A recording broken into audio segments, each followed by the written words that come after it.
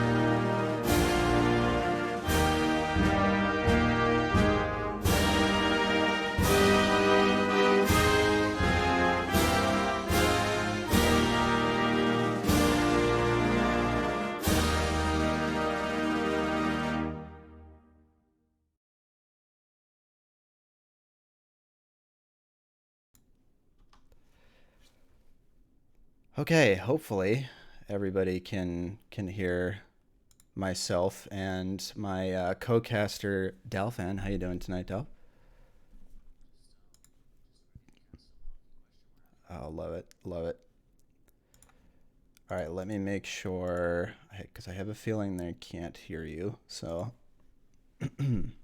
okay, yeah, Discord was muted. So Let's I try can it. say Okay, whatever I want. yeah, you should Like be I can. good now. Yep. Oh, so I shouldn't say whatever I Oh want yeah, now. yeah, definitely don't. Yeah, Oh, okay. All and right. definitely don't Well, talk about what we were saying about Eric. Um, perfect. I won't. I'll make sure not to say that anymore. Okay, yeah, yeah. It'd be kind of awkward if he were to, like open this up and hear that. We don't I want doubt that. that would happen. Of course Like not. Of unless course not. unless one of us linked it to him, then he might open it. But anyway, True. Okay. Yeah, that's fair. Anyway, but I so don't. we're I don't plan to here. do that. Well, I don't either. I don't either. But maybe someone in chat will. I don't know where Drag's at. So anyway, He's so we're always here. around. We're around somewhere. What? RuneScape, right? Is that what he does still? Old school RuneScape. Yeah, for a job, I think. For a job. Okay. Good for him. I hope that's going well. But we're here tonight not for old school RuneScape or drag, but we are here for some hockey question mark, some epic action between the United States and Canada in a show match, but probably more of a grudge match. I think is probably a more apt description for it, wouldn't you say? Yeah, and 7 games. It's quite a lot, so there'll Yeah, be plenty of time to yeah, get it all sorted out here. No excuses after this one for sure. Like one glitch goal or anything. I would hate for that to happen, but I And then mean, also, I just want to oh, say go thank ahead. you so much for unbanning me from the Discord. That's really kind of you, so that way we can do this. Oh yeah, yeah, you're welcome. I didn't realize you had been banned from it, but I'm happy to be the one who freed you from your prison. Anyway, so for anybody who might be chiming in from the hockey section on Twitch, this is hockey question mark. That is the word hockey with a question mark at the end. We lovingly refer to it as HQM. It is a open, well, not open source anymore, technically ever, but it is a game that was written by an indie developer called Cryptic Sea. You can find him on Twitter at Cryptic Sea, and crypticsea.com, I believe, is his website. He just came out with, or is about to come out with, a brand new game called Stunt Derby. So he's still doing some big things. So check him out. Make sure to support him. He's the reason why we are here today, able to do the things that we love to do, which is watch and play hockey question mark. But with that, why don't we take a look at the rosters now, Delph? I think you had a chance to look at this briefly before we got on today. But for Team Canada, we have KS Otto as the captain, and he handpicked his team, which consists of Paco, Tony Flo, Kill Pessel, and Haybert in net. For Team USA, we have Quacky Face as the captain, who picked Juice, Guy, Meat Sale, and Sully. I believe we're going to see Juice playing as Carl Jr., and I think Guy is playing as Dial, Dial. So, what if you see them as those names, and we refer to them as Juice and Guy, just understand that's who we're talking about. Hopefully, we remember to throw in some reminders there during it, so it's not too confusing. But taking a look on paper, Delph, I'm curious to hear what you think. Who's got the edge in this series? Well, definitely hammer that over. I'd imagine there's going to be a lot of goals here. No offense to the goaltenders, but just when you look at these rosters, it's kind of depending on where they play, but it seems more like three forwards and one defenseman essentially. Obviously, they'll be playing defense, but they'll have two defensemen out there, but there's plenty of puck moving skill on both rosters and they really opted for more puck moving talented offensive guys. Like almost all these guys can easily score. I wouldn't be surprised one bit if any of them got a hat trick, for example. So it's going to be a lot of offense. Yeah, I definitely agree. I don't think you have it up in front of you because I'm not screen sharing with you, but just did a quick look at combined 5v5 only LHL stats for the two rosters here. And we've got almost, or actually a little over 2,700 points between the 8 skaters on the ice here, which is an insane amount. Obviously, a lot of those coming from KS Auto, who accounts for about like 900, so almost a third of the total points that have been scored in competitive league play between these two rosters. But yeah, offense aplenty. I mean, Sully and Haybert are as good as it gets for goalies, especially in this day and age, and have their own offensive output as well. As both of them, I think, scored goals in the last tournament that was played. So a little bit of danger there from that perspective, but I think, like you mentioned, we're definitely going to see offense aplenty. And I'm curious to see how much offsides is really going to play into this. I don't know that we've had a whole lot of great quality show matches that have had as much talent as is present on the ice for this match. So I think if there's anything that can showcase how to play offense well in a 5v5 offsides environment, we're probably looking at it here. 100%. And it's going to be interesting to see how it kind of develops over a 7 game series, watching these guys and watching how their strategy evolves. We'll try and kind of chime in on that and keep tabs on how guys adapt because it is a long series and there'll be plenty of time for adaptations. Absolutely. All right, so as the two teams warm up to get ready to play, we're going to take a quick break, but we will be right back with the action down on the ice as we get this series underway. Be right back in a minute.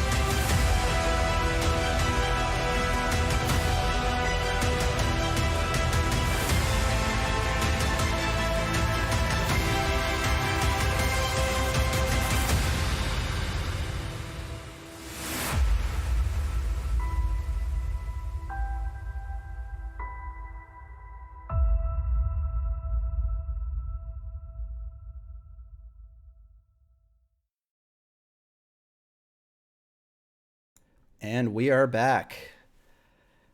And hopefully everybody can see the ice. I think we're good to go here. Everything looks like it's coming through okay. Screen might go black for a second here. If it does, I apologize. BG saying hello to you in chat. I don't know if you can see that very well. Is he asking me to unblock him on Discord? No, he's just asking who that handsome man is over on the right hand side of our caster cameras here in game. Perfect. I am dressed just as well as you, Dial. They can't see it, but it is true. Mm-hmm. So just let that be known, and then again, just to comment, what an awesome trailer there to get us a little bit hyped and warmed up for this. It's going to be a really good show. Yeah, I think it's going to be an excellent show. I'm okay. I wanna ask not now who you think is going to win, but how many games do you think this is going to go to? I think it's going to go 6 games. I think that's just kind of a fair guess. Yeah. And it's hard to say, but I think I would take Otto's team. So you're gonna But I take guess you Team didn't ask me Canada. that question. Okay. Well, no, that's Yes. fine. I was gonna get there next anyway. So I will play devil's advocate to you then, and I will say that it's going to be Team USA that takes this home. I also agree 6 games I think is pretty reasonable. I don't think we're gonna see that 7th game tonight. If we do, we're gonna be here for like 3 hours. So We might see it. You'd be surprised just how many times they will it to 7 games. Are yep, you going to yep. play like Silver Scrapes or any kind of equivalent if it goes 7 games? I mean, we could pull up Silver Scrapes, I suppose. I could probably find that on YouTube pretty easily. And you play the one where he like sings it? That one would be good. Oh yeah, yeah, yeah. That would be even better. Maybe that's what we need to do with the AI is let's get Eric singing Silver Scrapes for us. I think that's what we really need Well, we could always get DCAT in here. for the cat cam in particular, right? I mean, that's the best part. Well, mainly for his play-by-play ability, but the cat cam is obviously always a benefit. See, I think it kind of adds to the charisma or the riz, as they say now. I think, right? I wouldn't know. Yeah, I feel pretty out of touch these days with the youth. Minus 100 cat coins, says BG. Wow, we're dropping all over the place. That one hurts. It does. It does. I believe we're just waiting on, looks like, one of the members of Team Canada to show up. I think Kill Pestil's coming out of the locker room a little bit late. So, with any luck, we'll be able to get started here in a moment. But Um, we've got the prediction going in chat here, and I'm interested to see. Oh, it's pretty evenly split right now. We've got 5.5 K points on US and 5.9 on Team Canada. I would say and that's pretty those accurate. points are cat coins, yeah. Well, yes, of course, of course. They're budget cat coins. How about that? They're NFTs of cat coins. Understood. Yeah. Well, we're getting some reports that some of the Team Canada members are betting on themselves as part of this. So we're gonna have to Well, do a full league investigation into this. We'll have to bring in the oh, what was the player association that we made? um, I don't even remember I, what that was called. the board or something. There was Yeah, the board, and then something there like was that. the expanded panel. Yeah, Um, the it's going to be a BOA. It was long the BOA. determ. Yeah, That's what it was. the The BOA. BOA Yep. might give them a 2-year suspension from competitive play, and then they'll issue a statement saying that was the worst mistake of their life. You know, pretty run of the mill stuff. A twit longer in particular, right? Yeah, Yeah. yeah, and it's just that it wasn't worth the skins in the end of the day. That's what HQM needs. We need skins. So there's a new face-off meta. I've been not completely in the loop, but I've seen it. Can you just give me like a 15-second explanation of what changed and how that might impact the game today?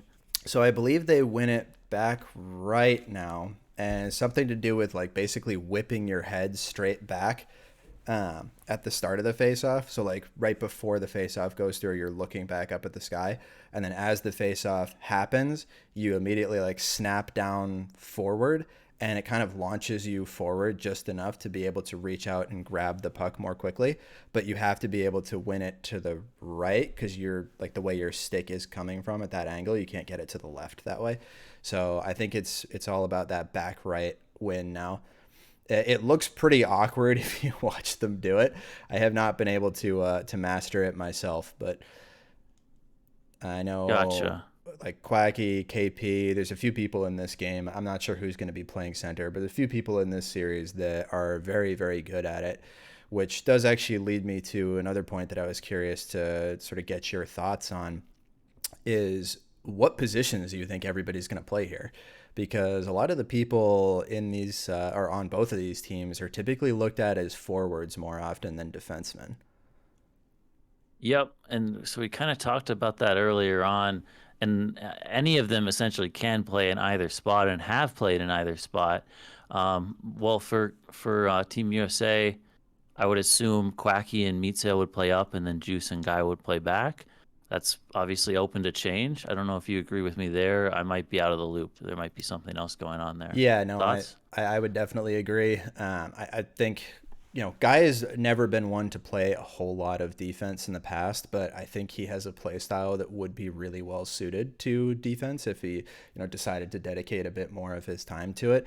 Obviously, it's a tough justification in a lot of league play because you're taking a guy off of offense, and he's usually your best offensive player, usually one of the best in the league too. So little difficult there. But the other dark horse I could see, which BG's mentioning here in the chat as well, is potentially Quacky playing defense, because that was something in the most recent tournament where he had to sort of play back a lot and rotate back check, often the last guy back type deal.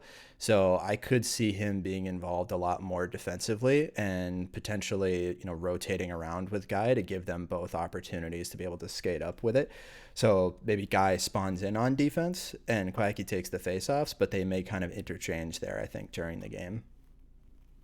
Yeah, I think that's one thing we will see a lot of is just positionalist hockey, and especially with offsides, you're going to see defensemen activating up, and if they have a lane to carry, they're going to take it, and obviously everyone's capable of covering for a short amount of time or a long amount of time. So we'll definitely see a lot of that.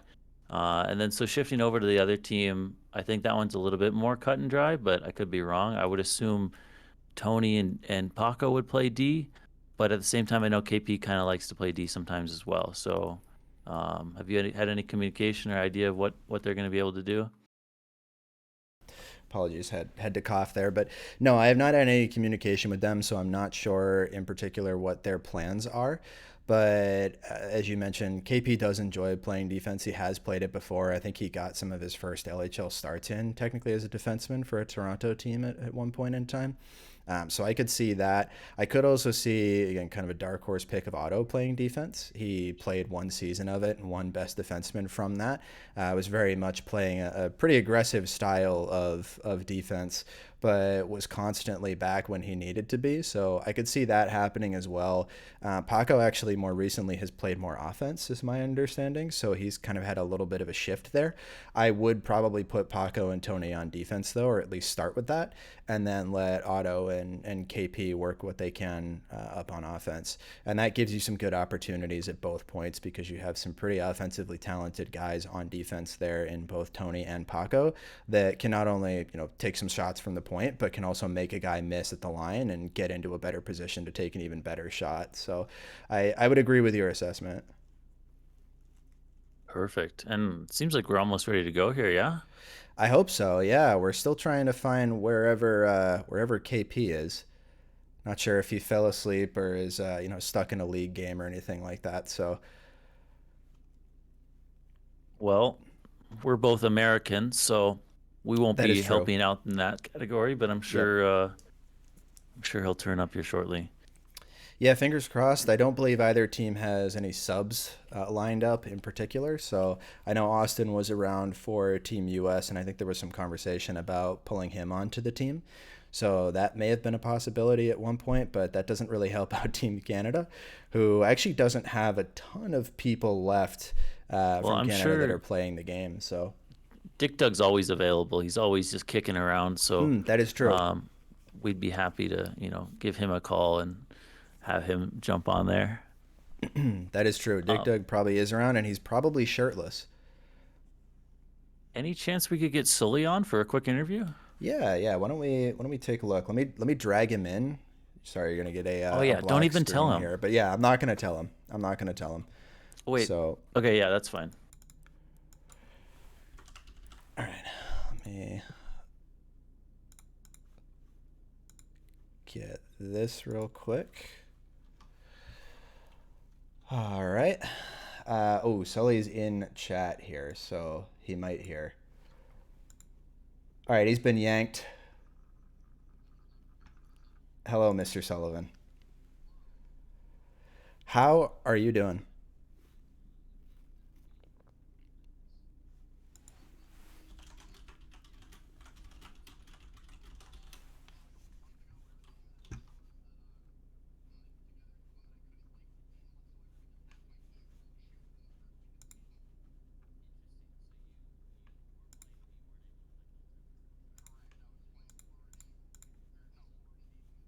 So then to kind of pile on there, when was the last time you played goalie in a competitive one? Uh, I don't know, probably a couple months before that, whenever like the last Lewis League was, or like Gotcha. three But yeah, months.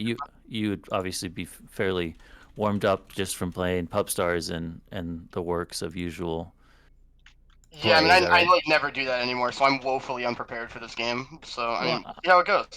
I'm sure if you have any, lack of confidence, just swing your stick as one does, and you'll make a really nice save. You know, Dalf, with that sort of analysis, man, I feel like you should be playing over me right now. I mean, you're American, right? You could be playing this, honestly.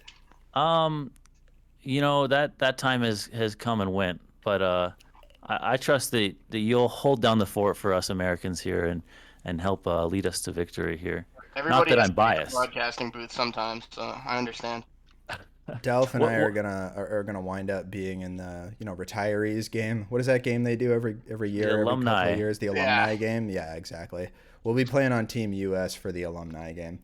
I mean, I think by the time KP shows up, I think we'll all be eligible for that. So That maybe. is true. That is true. All So right, what did Sully. you go into to just to warm up for this? What did you do? I don't know. I just kind of hopped into a server, dragged one of my teammates in, and said, "Hey, could you please shoot on me?" And then they did. So Nice, lovely team nice. cohesion we got going on. I think we're real chemistry filled bunch. So it should be a fun time.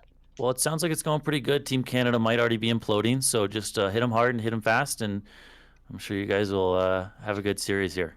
Make some saves, get some pucks in deep. You know, the classic stuff. So it'll be fun. Yeah, yeah. All right, Sully. Before we lose you, how many games is it gonna take for you to win this series? I'm hoping for because I got WrestleMania to watch in about an hour, so that'd be pretty cool. Okay. All right. You just put Reasonable. it on your second monitor, right? I mean, see, the problem is though is that I'd have to be in Cap's Discord in order for that to happen because I think Doc's streaming it. So Mm, if you're expecting me to pay for my own stuff, you're out of your mind. So I'll have to okay. find an alternative. Wait, I just realized we're Understood. live on like Twitch, aren't we? I probably just got him copyright strike, so that's gonna be a little tough. They don't know. We'll They don't figure know. it out. Nobody's here to figure that out. Nobody watches this anyway, so it's That's okay. fair. We're just doing it for fun. Yeah, yeah, yeah. Yeah, something like that. All right, boys. All right. Well, thank you for stopping by. We appreciate you coming to chat with us for a little bit. Of course.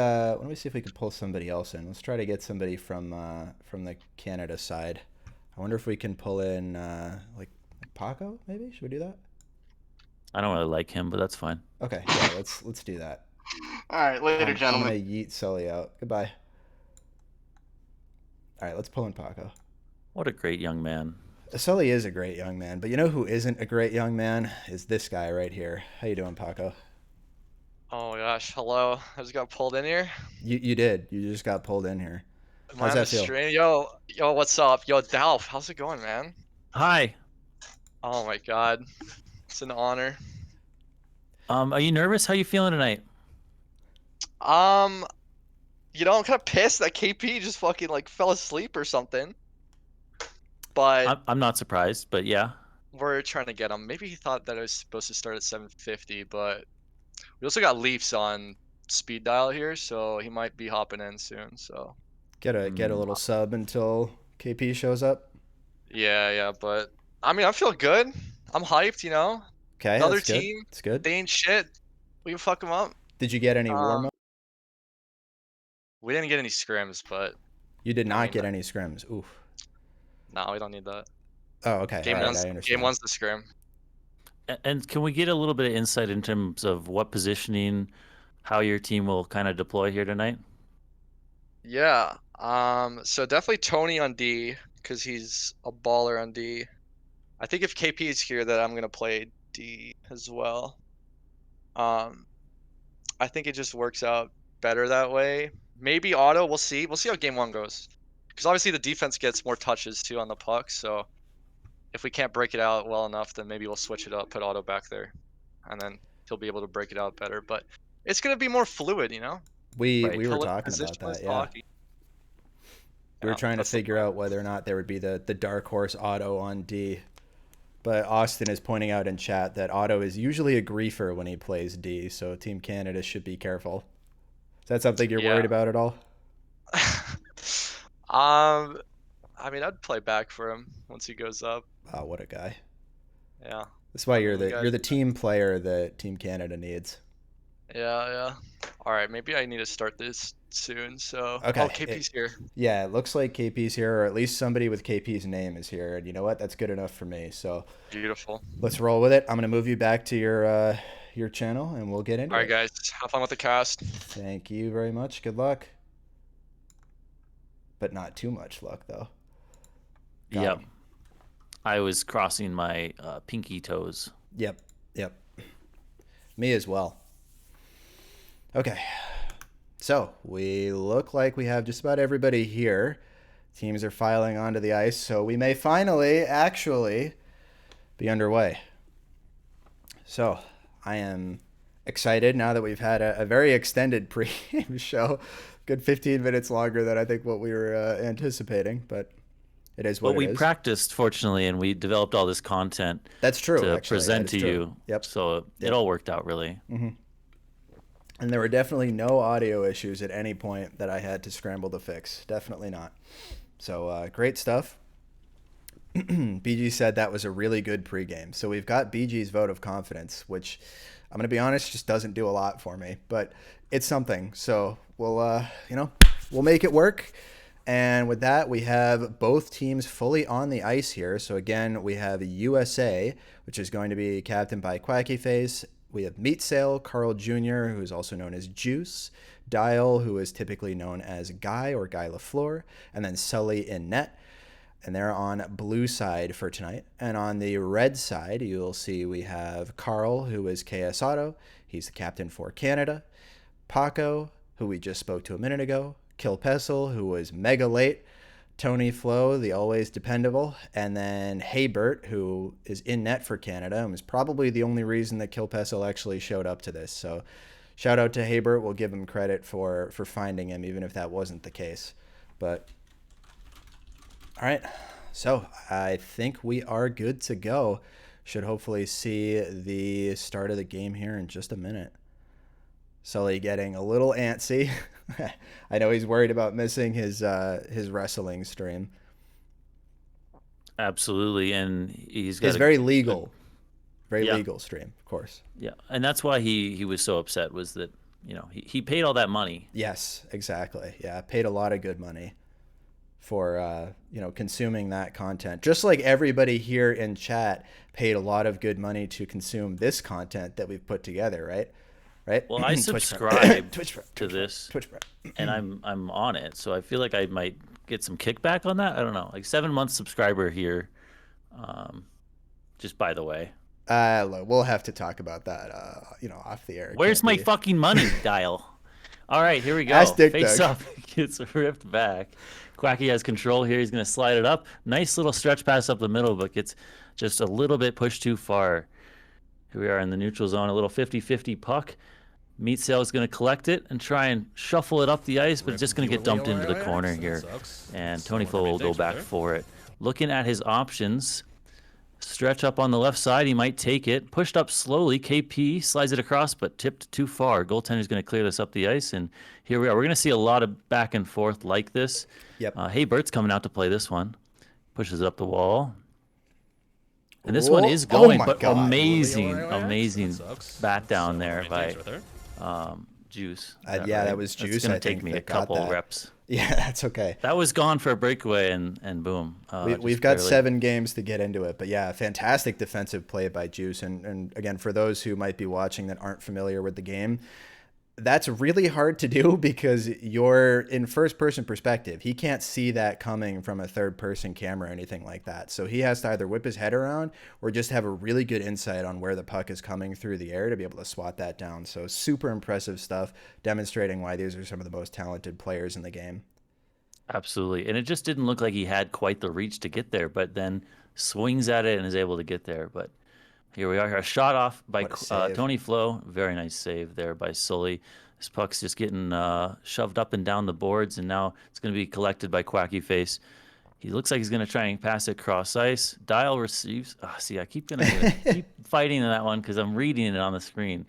I'm going to start apologizing to DCAT all those times for always reading off the name. Again, another 50-50 puck. And this one's just going to finally be collected by Quacky, who will go back and perhaps let Guy collect that one for him. Plenty of time on this breakout here. Up the middle, but too far. Tapped ahead. Meatsel's going to have a second here. Oh, I think he lost it. Yeah. Really nice body there from Tony to push him off the puck there and make sure that he couldn't do anything with it. Battling with offsides, and then they just opt to clear it up. Juice now here, and then across ice, east-west pass up the middle, and then just collected on the backhand there by Paco. Paco controls behind his net. Plenty of time here as he comes up the ice, slides it over to Juice, right? Or yes. has that? Yes, Carl Jr. is Juice, and Carl is Otto. That one was Otto. That's confusing names. That's that's one's gonna trip me up several times here, but. Tony now probably just going to continue to use the boards on this breakout as they're pinned here, but Otto's got it now. Tape to tape, almost received by Tony, but just couldn't quite control the power that Otto put on that one. Otto's got it again. They're just going to try and box him in here as they come up the ice and hold that shooting lane, but Otto walks around and gets a shot off, but just over the crossbar there. Too much stick angle on that. Usually when you're in that close, you don't want to have any more than really honestly just one click of the mouse wheel. If you go even 2 or more, you're typically going to be aiming crossbar or higher. Yeah, but it's such a narrow, depending on where you strike that puck. So I do sympathize with him. It looked like he was just trying to slice that one bar down, but wasn't able to. Here we go, Otto again. And this is kind of where we get to in terms of carrying up and looking to build up your breakout with having a forward back collecting the puck. I think Otto's going to, Otto's going to be here once again, and it's all about controlling him and trying to angle him, limit passes. This one's just posted up into the middle ice, cleared away successfully. And then this is like one of the first times we've actually seen Team USA break out of their zone here. Yeah. So here, slid up, and this is going to be a little bit of Good break. opportunity. Meatsel's got a chance. Takes the He shot. scores! He scores. First Nice. goal of the series. What a play. What a breakout. Beautiful pass there by Juice on the boards, finding Meatsel at the blue line. Perfect opportunity. Only one defenseman back, but no angle. And it's really 4 minutes straight of offense and pressure here by Team Canada. Team USA gets their chance and they take advantage. So here we go. Now they're down. They find themselves down 1-0 despite essentially controlling the puck for the entire first 4 minutes of this game. So here we go.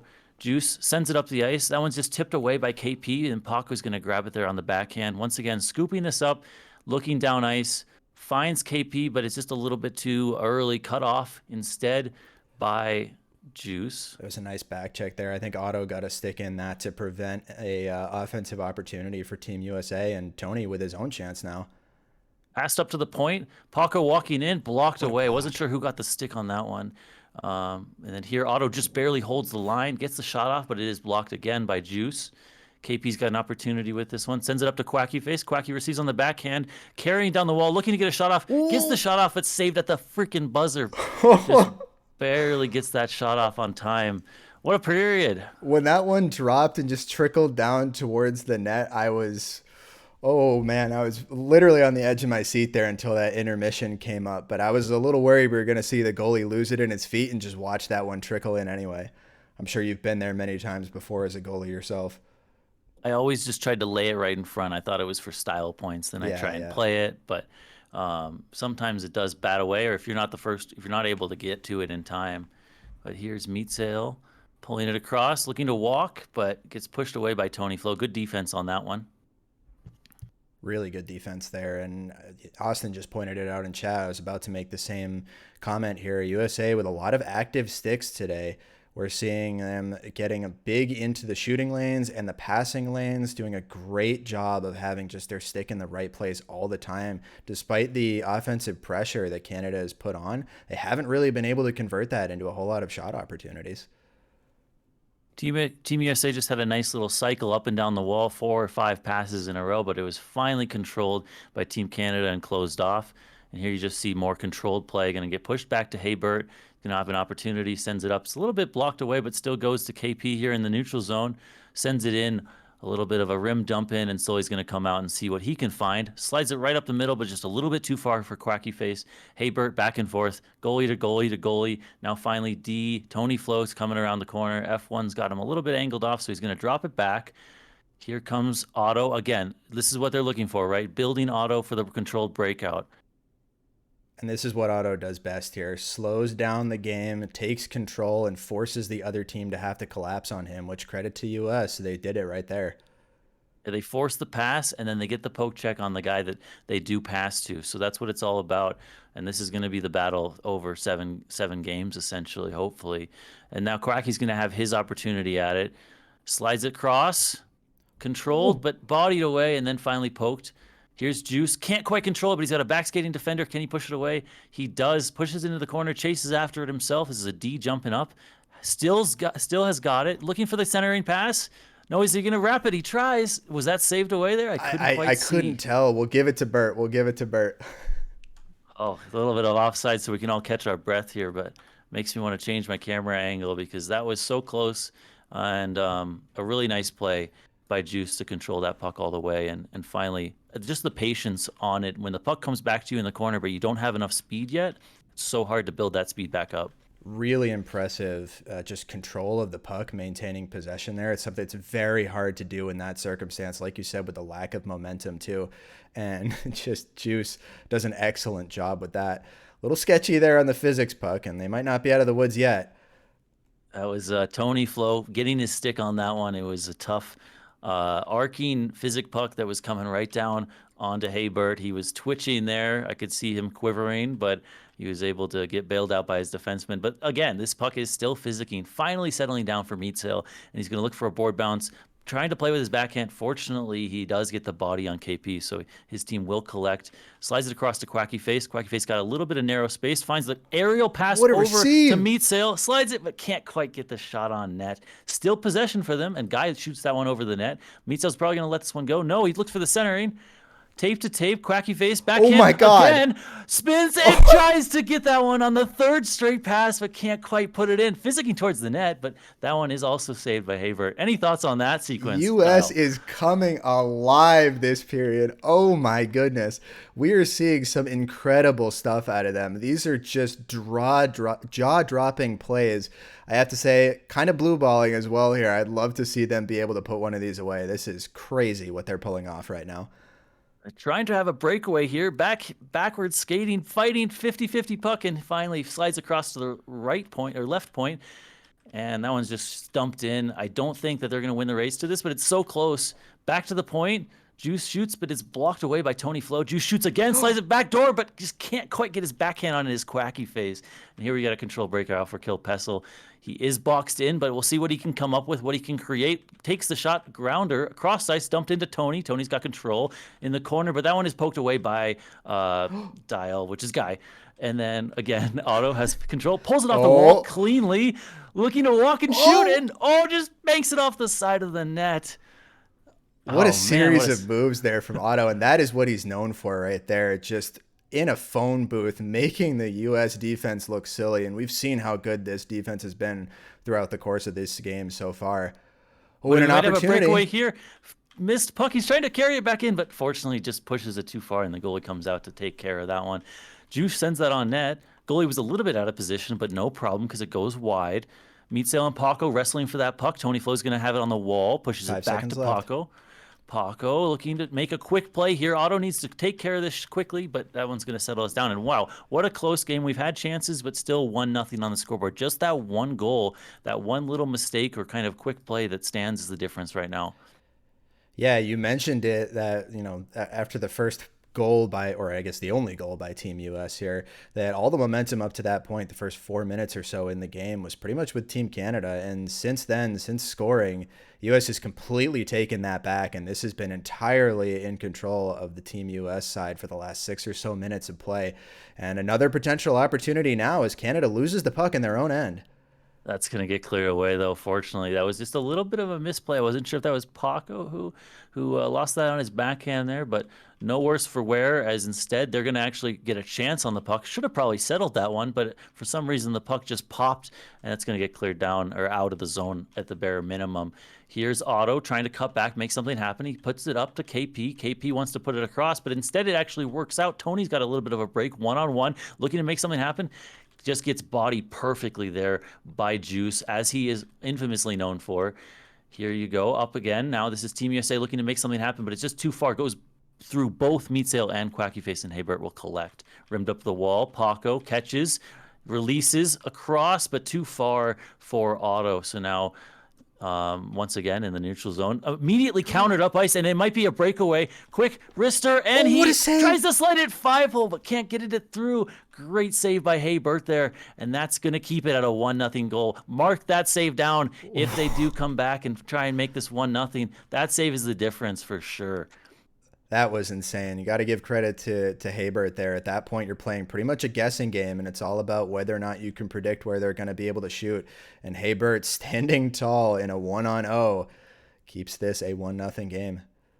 For a second, I thought that play was going to be offside, but it just barely kept in. Quacky Face pulling it. There's just rimming and looking to make something happen. Each guy with the puck doesn't have a lot of time.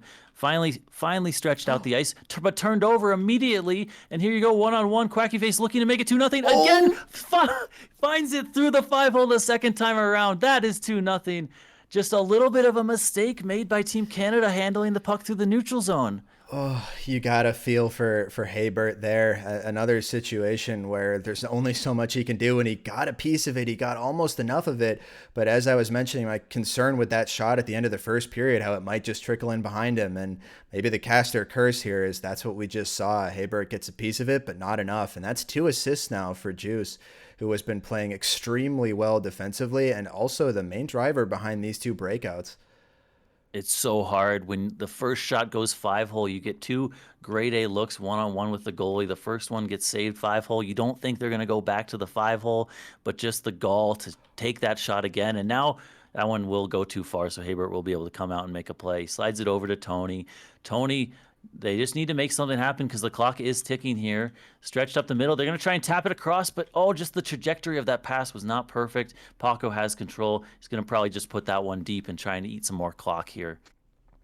The neutral zone play, I mean, I hate to just keep talking about it, but it's so impressive because it's a really difficult thing to do. There's not a whole lot of space to work with there, but Team US offensively and defensively are just dominating the neutral zone, and it is completely the difference in this game so far.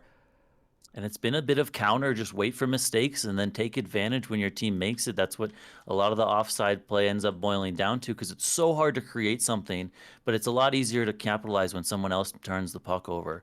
But Team Canada is, again, looking to make something, sliding across, but that one's blocked away again. It's like, as we've seen all games so far, they still have possession, still fighting for it, but you have to imagine that Team USA, the second they get their paws on this, they're going to rip it up the ice and try and get these pucks deep. They are actually dusting it off here a little bit. Nice little up and over pass, and then here comes Juice. He's got the shot, sends it on. That one's a fairly easy save, but still a quality save, especially after giving up 2.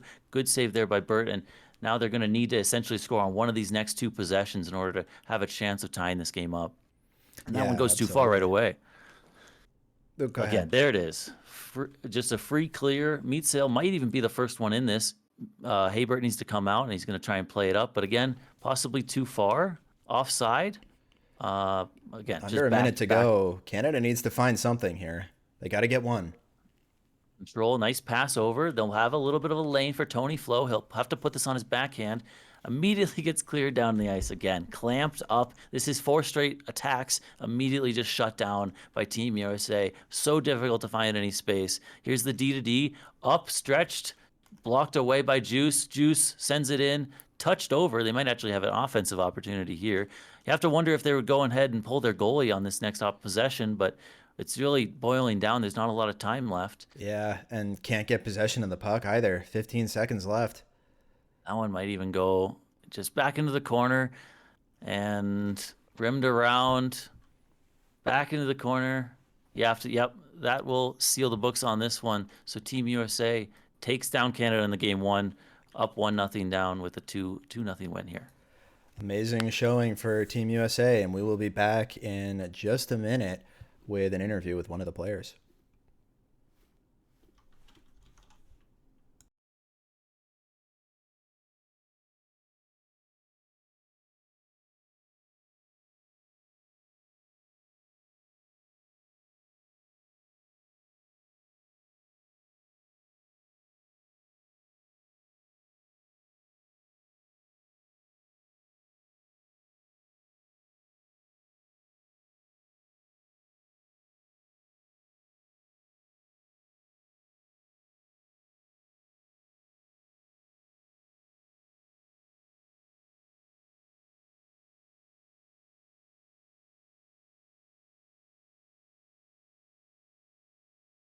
Hey, so we are back. Hopefully you can hear me. And we are here with Juice.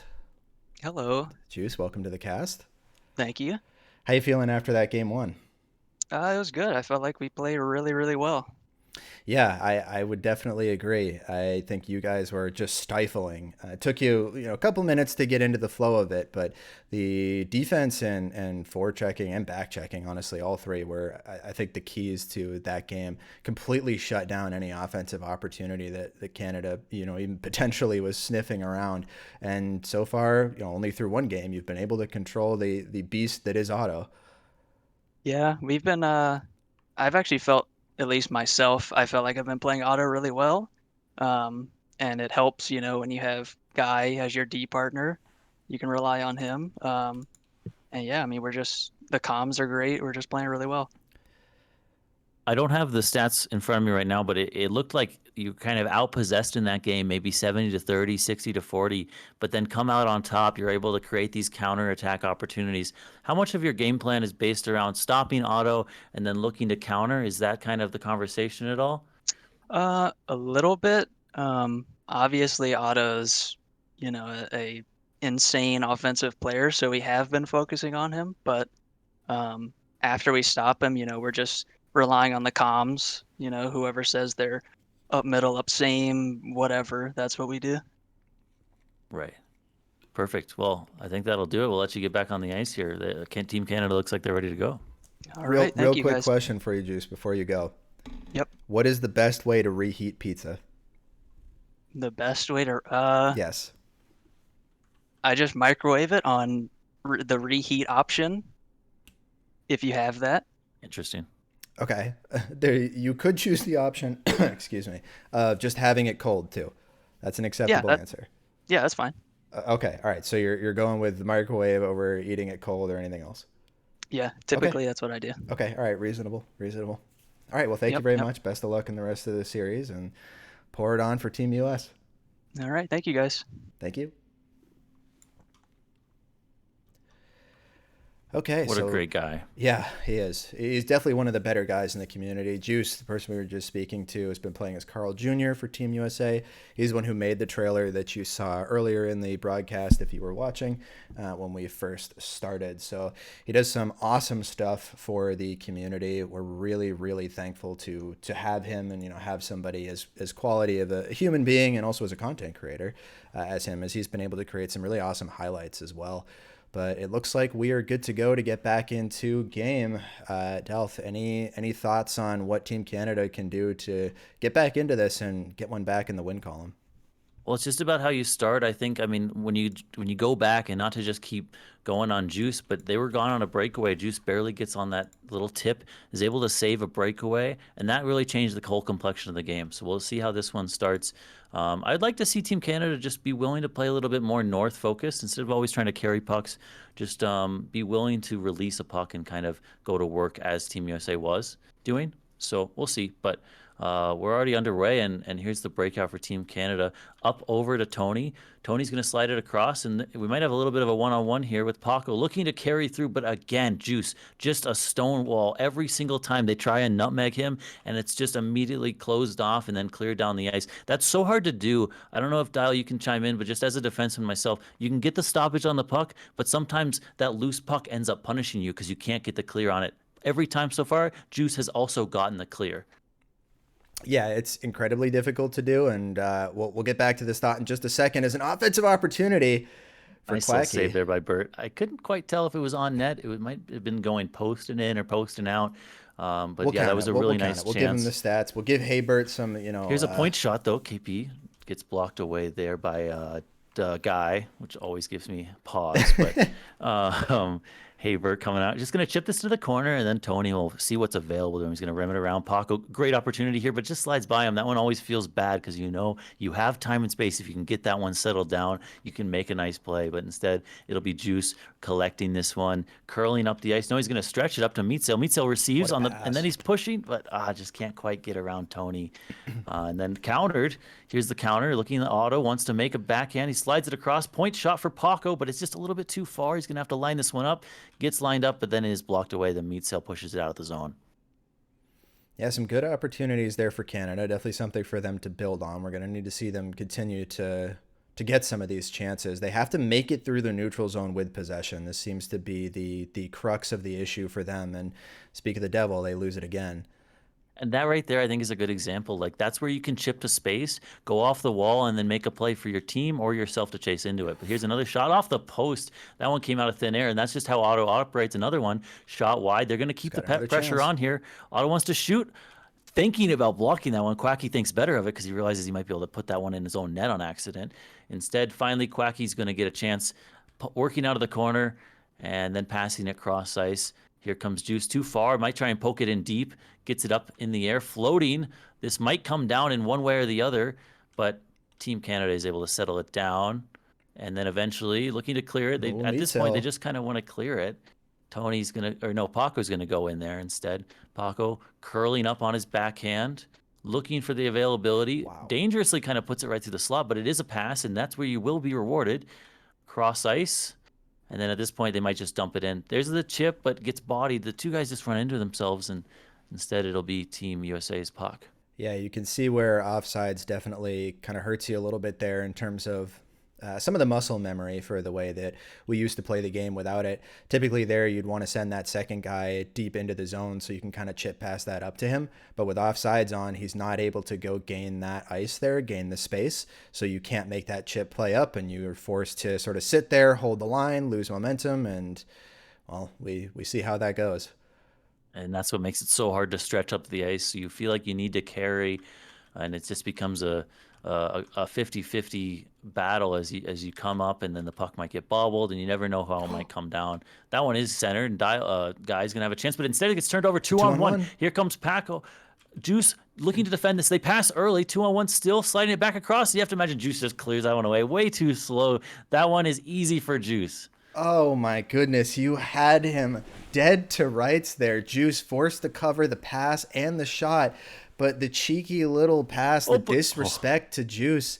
And that's honestly, that's what I think that was. I think that was a little bit too disrespectful of Juice and his ability there. I think if you're going to make that pass, you really have to, kind of drill that one a little bit quicker or just take the shot. He had the backhand shot. There was no way Juice was going to get there in the shooting lane. We need to see Canada build some confidence here in themselves if they're going to get some of these games back.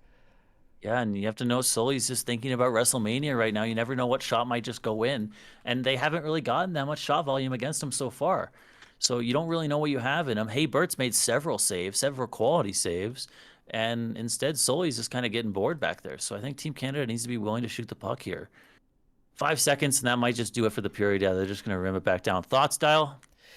Yeah, you make a good point about Sully, and with the way this is going, it seems like they may need to hope that Sully's AFK tabbed out watching WrestleMania, legally, of course, legally, to be able to find a way back into this. But like you mentioned, I mean, Sully's just not even seeing any action. I can think of maybe 2 or 3 saves in total through 4 periods so far that he's actually had to make. Yeah, so that one is one back by Quacky.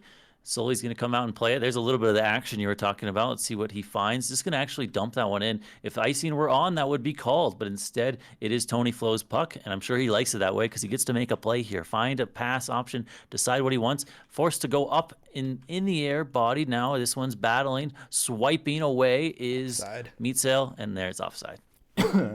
Mercy. Apologies for the cough. But yeah, I mean, a great play by Meatzel there at the line, preventing the breakout. And it's just more of the same from what we've seen so far through these first 2 games. They're just stifling the back check, the forecheck. I mean, they can't get a breakout going. It's insane. Here we get another controlled breakout. Team Canada looking to go east-west. Paco might be able to skate into this, but Quacky's going to fight him for it. Paco fighting, pushing offside. They'll have to tag up, but they still have possession. Might even just look to dump this one on. Goes behind the net, bouncing. It's a guy first, and they get a nice little body, but that one is going to get cut off by Paco. Just again, it's so hard to call these 50-50 pucks where possession is going back and forth, but you never know who might come up with it, and that's where Dial swoops in, or Guy swoops in, and he's got control, looking to go cross ice. Meatsail wants to get the shot off, but he's going to realize it's too far, so he's going to try and make a play. That one gets crossed in, but again, that one's just blocked away by Otto. Nice little poke check there, coming back to help defensively. Here, stretched up the ice. Could have been a breakaway, but it is sealed off. I think that one was Meatsail making that defensive play. Guy here, dropping it again. Quacky, across to Meat. Meat controlling. Great job keeping it in. Cutting. Wants to make something happen. Walking, beating 1-2. He's got control. Puts it back into the middle. They're going to hold this in. Might get a point shot out of it. All this work. Got to make it count. Slides it right through the tip. Missed. Here's Guy. Guy backhand. Oh, they just want to bank that in on the backhand, but all that good opportunities there for Team USA. Yeah, some strong showing there, and this is more of what we're continuing to see out of them. But a nice opportunity for Canada. Shot. Right in by KP. Great pass by Otto. They just get him to bite, and then watch this. Comes out of midair, cuts back. That's an easy shot for KP to put in. Great pass by Otto. And that's the counter. That's reversing the book. Originally, Team USA was doing it to Team Canada, but there, Team USA gets chances. Team Canada goes the other way, makes it 1-0.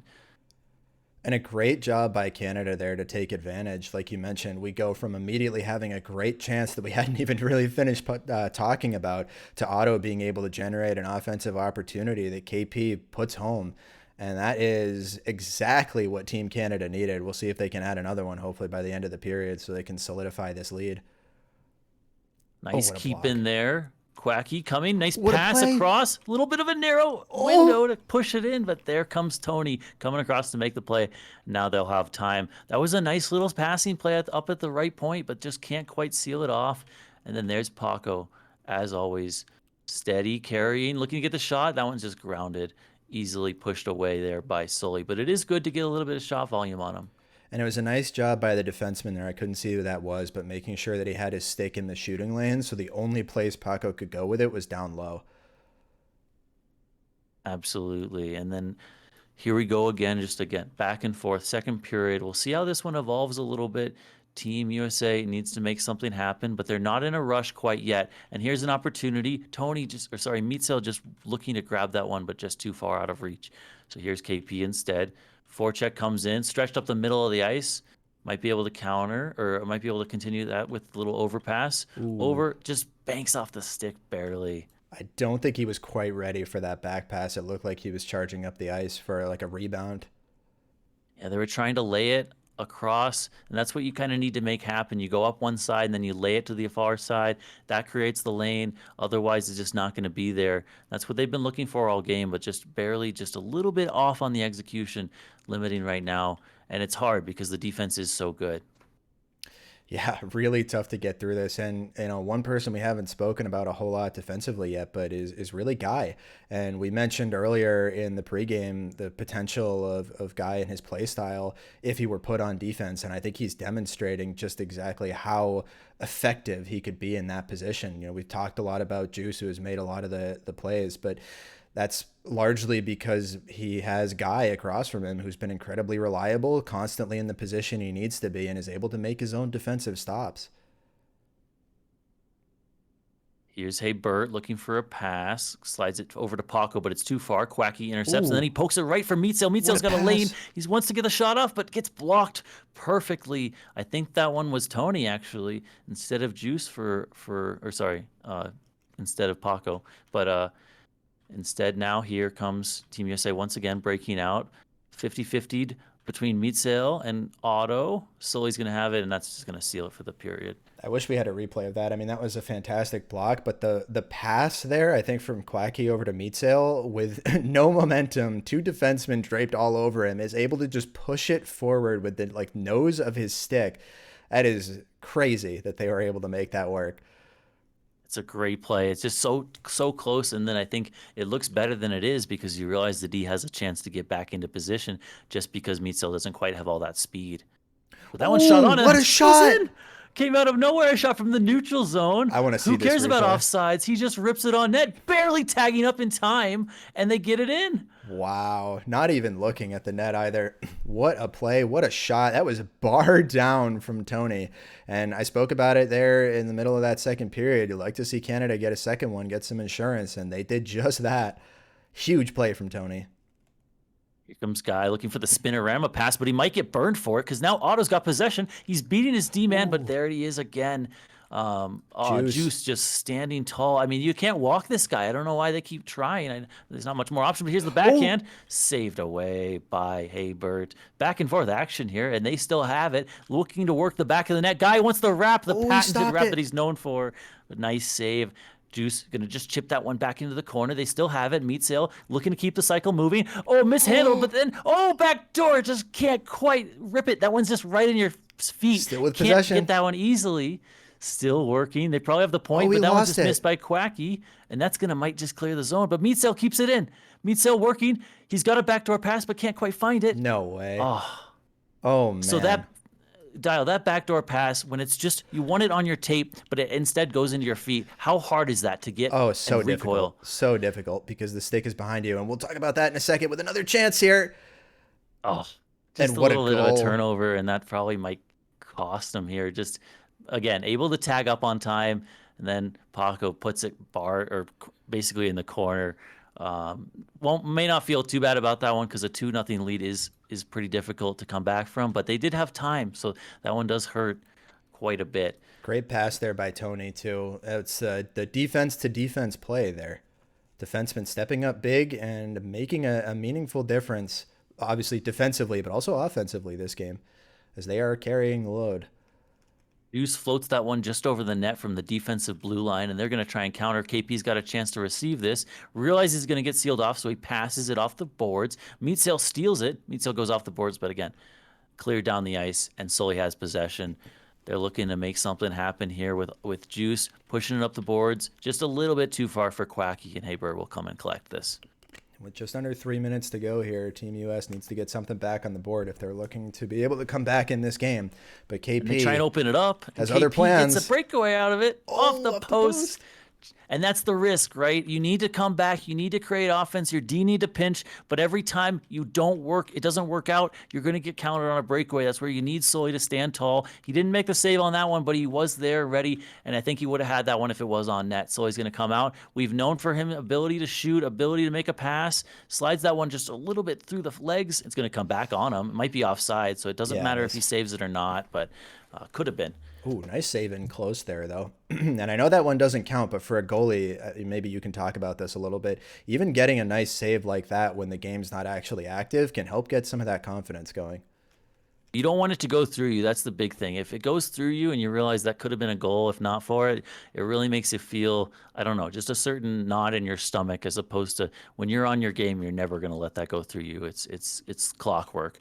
Tony receives, has a little bit of a 3-on-1, honestly, across ice. What a pass. Here comes Paco. Paco again. He just scored from the spot. He scores again. Two goals for Paco, making it 3-0, 4-0. They are piling it on here, Dial. What a pass from Tony. He is player of the game so far for me. I mean, this is so impressive what he's doing right now. Meatsail floats this off the face-off, cutting in. They do get around him, but Quacky's got no speed, easily just able to clamp down. And here comes Otto, looking to make something look real fancy. Finds the cross ice. Paco again. Can he score a hat trick from three same spots? That one is grounded and saved by Sully. Off the post, or sorry, through the crease essentially, and then Tony Flo collecting. He can probably backhand this to the middle. He wants to cut in, and that one is sealed off by Juice. Juice, despite it being 4-0, has still been good in this game. Here comes Guy. Cutting in, wants to make the backhand. What a move. Beautiful. I love that move, Dial. That move is so sick. It's so hard to cut in and put that on your backhand, huh? It is so hard. The angle is so tight. And you saw it there on the replay. If you're watching the stream with us right now, he had no space to work with for that. No room for errors. Both of those posts loom rather large, and USA gets one back on the board. But is it too little too late? They were trying to make it work with that face-off, and they really needed to if they wanted to come back and score 4 quickly here. That one's shot on, but again, just clear down the ice, and it eats up so much clock. It might even go for a breakaway as they try and just put it too wide. KP chipping that one backhand. Can't quite get it on net, but he will still get possession. Sears it through the crease, and Quacky collects, but he tries to make a little bit of a control play and loses it. Now here comes Otto, sending it cross ice. Sent back in, and this is just going to be maybe the story of the rest of the game. Board play up and down. Team Canada happy to just keep playing in the offensive zone here. This one's a physic puck, and it's just going to eat up more clock here. Yeah, that's really what Team Canada is trying to do now, is just kill the game. Although at this point, I believe the minimum amount of time it takes to score is 4 seconds for a realistic goal. So once you get down to this point, it's GG. But I think we all knew that anyway. Potential final nice chance pass for a shot. Just too far on the backhand. Get stuck between wanting to go to your backhand, wanting to go to your forehand. You kind of try and jump and get the control pass. There's a lot of just nuances like that are so frustrating when the pass. And it really makes it more impressive when teams and players do connect on a pass, that it just shows you all these failed passes is why it's so difficult, because you need to get it right on their swinging tape, essentially. Like, guys have specific areas where they want to shoot from. So when it's in the feet, it's a lot harder to adjust to that in time. Absolutely. All right, we will be right back with an interview with another member of the Canada team this time.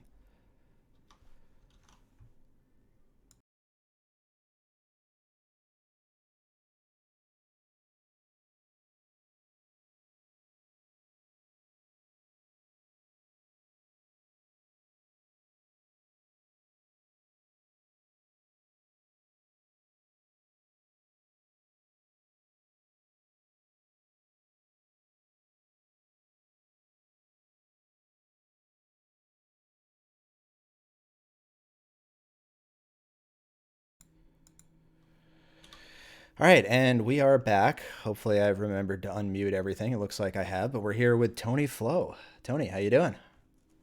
Pretty good. Playing HQM, it's fun. Yeah, you made some interesting comments there at the end of this game. You planning on getting this wrapped up in 5? One way or the other. Fair enough. Fair enough. Must I feel think I'm gonna start good. playing a little crazy. Yeah. Must feel good coming off that game, though. I have to give you player of the game for that last one. If we're handing those out anyway, as you were really driving the offense that your team sorely needed and missed last game. How are you feeling? Are you feeling a bit more confident now? I'm feeling, yeah, I guess. Yeah, the offense was not there in the first game at all. That one was like, I don't know, smooth sailing. But I don't know. I didn't feel like I was driving the offense. I thought I was playing really good D. Honestly, I thought I was nuts on defense. You were. I think you were great on both ends of the ice. But we got to give you credit for the 3 points that you got. I think the game-winning goal. And the two assists on the 2 that followed. So very big game for you. And I think through 2 games now, we're looking at Otto, who only has, I believe, 1 point. Is that a concern for you and your team? No, not at all. He's Otto. He's slowly but surely doing Otto things. Is he griefing so far? No. He's not. He's Okay, not not throwing. yet. Not yet. Not Okay. yet. All right. All right. But we should expect that there's a high likelihood that at some point that happens. Yeah, that he'll throw. Yeah. Oh yeah. Yeah. Yeah. I mean, like you It's said, coming. one way or another, 5 game series, right? Ideally, yeah. Fuck. Yeah. Yeah. 7 of this. Ugh. I'm already tired. Yeah. Yeah. And we got potentially 5 more to go. It's already 8 o'clock. Supposed to start an hour ago, but that's right. Oh, I don't know. We'll keep burning It's, the 8 p.m. oil. What were you gonna say? it's fun. If I can say real quick, it is fun. Like this is like the highest quality game or games, like just the two teams that I've played in, maybe ever. But it's so much fun from for a really long time. You kind of get a big like disparity in quality of talent that you can get just because of the player base. It's not even anybody's fault. It's not like bad players. It's just like there just aren't that many opportunities to play with 9 really good players. Yeah. Yeah. It's a rare opportunity to have this, especially because the NA leagues tend to be so focused on parity that we Mhm. usually don't get situations like this. Maybe you'll have one stacked team, but the teams you're playing against won't be. So it's difficult to find this, but hopefully both teams enjoy it. Hopefully everybody watching at home enjoys it because this is about as high quality as you're ever going to get, like Tony was saying. So Yeah, yeah, I'm anyway, having a lot of one fun final both games. question for you, Tony, before we lose you. What is the best way to have leftover pizza? Uh, I put it in the air fryer. In the air fryer. Okay. Yeah, heat How it up in long do an you air put it fryer. in the air fryer for? 4 or 5 minutes, depending on the size of the slice. Okay. All right. That's I've heard of that before, but I feel like that's a pretty rare answer usually. It's good. I recommend it. If you got an air fryer, I do. I try it do. I out. will have to try it. Yeah, it's sick. All right. Well, thank you very much for joining us, Tony. Good luck in the rest of the series, and maybe we'll All talk to right, you after thanks. it's over with a little winners Yeah, thanks. interview. Maybe. Anyway, thanks for doing this. All right. Bye, Awesome. Tony. Yep. All right. I'm not sure if we have Dalf back yet, but that's okay. We can get moving without him. It's all groovy here. I was just He's back. kind of listening to the tail end of that interview. I wasn't sure if I should chime in or not, but yeah, what a accurate statement. I mean, this is a really quality match between 2 or 10 quality players, 2 quality teams, and a little bit of something to play for too. On top of all that, not only, I mean, LHL is great. You want to win, you want to show off your rings, all that, but at the end of the day, what's better than playing for your country, right? So, um, I think that's what it's all about here, and you might have a little bit more pride than you would just playing for, I don't know, the Dallas Stars. The Dallas Dusters now, as they Yes, are yes, as they are now referred to.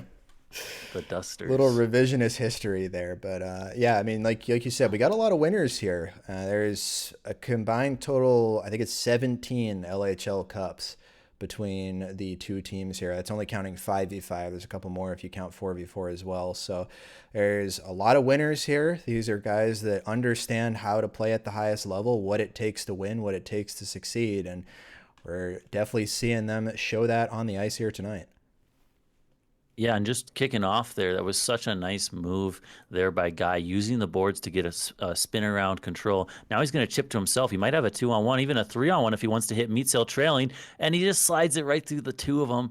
Instead, there's Meatsail collecting Guy Ooh. again, trying to keep it in, and they'll be able to keep it in. No, instead they will come back, recoil, and try and set up a play again. Quacky face with the pressure of KP. KP looks up and tries to control that angle. Passed up to Meatsail. Meatsail jump Deke style, but that one will get sent back down to the D zone for Sully to collect. Oh, the jump deke. I understand that it works in some circumstances, but it will never not trigger me.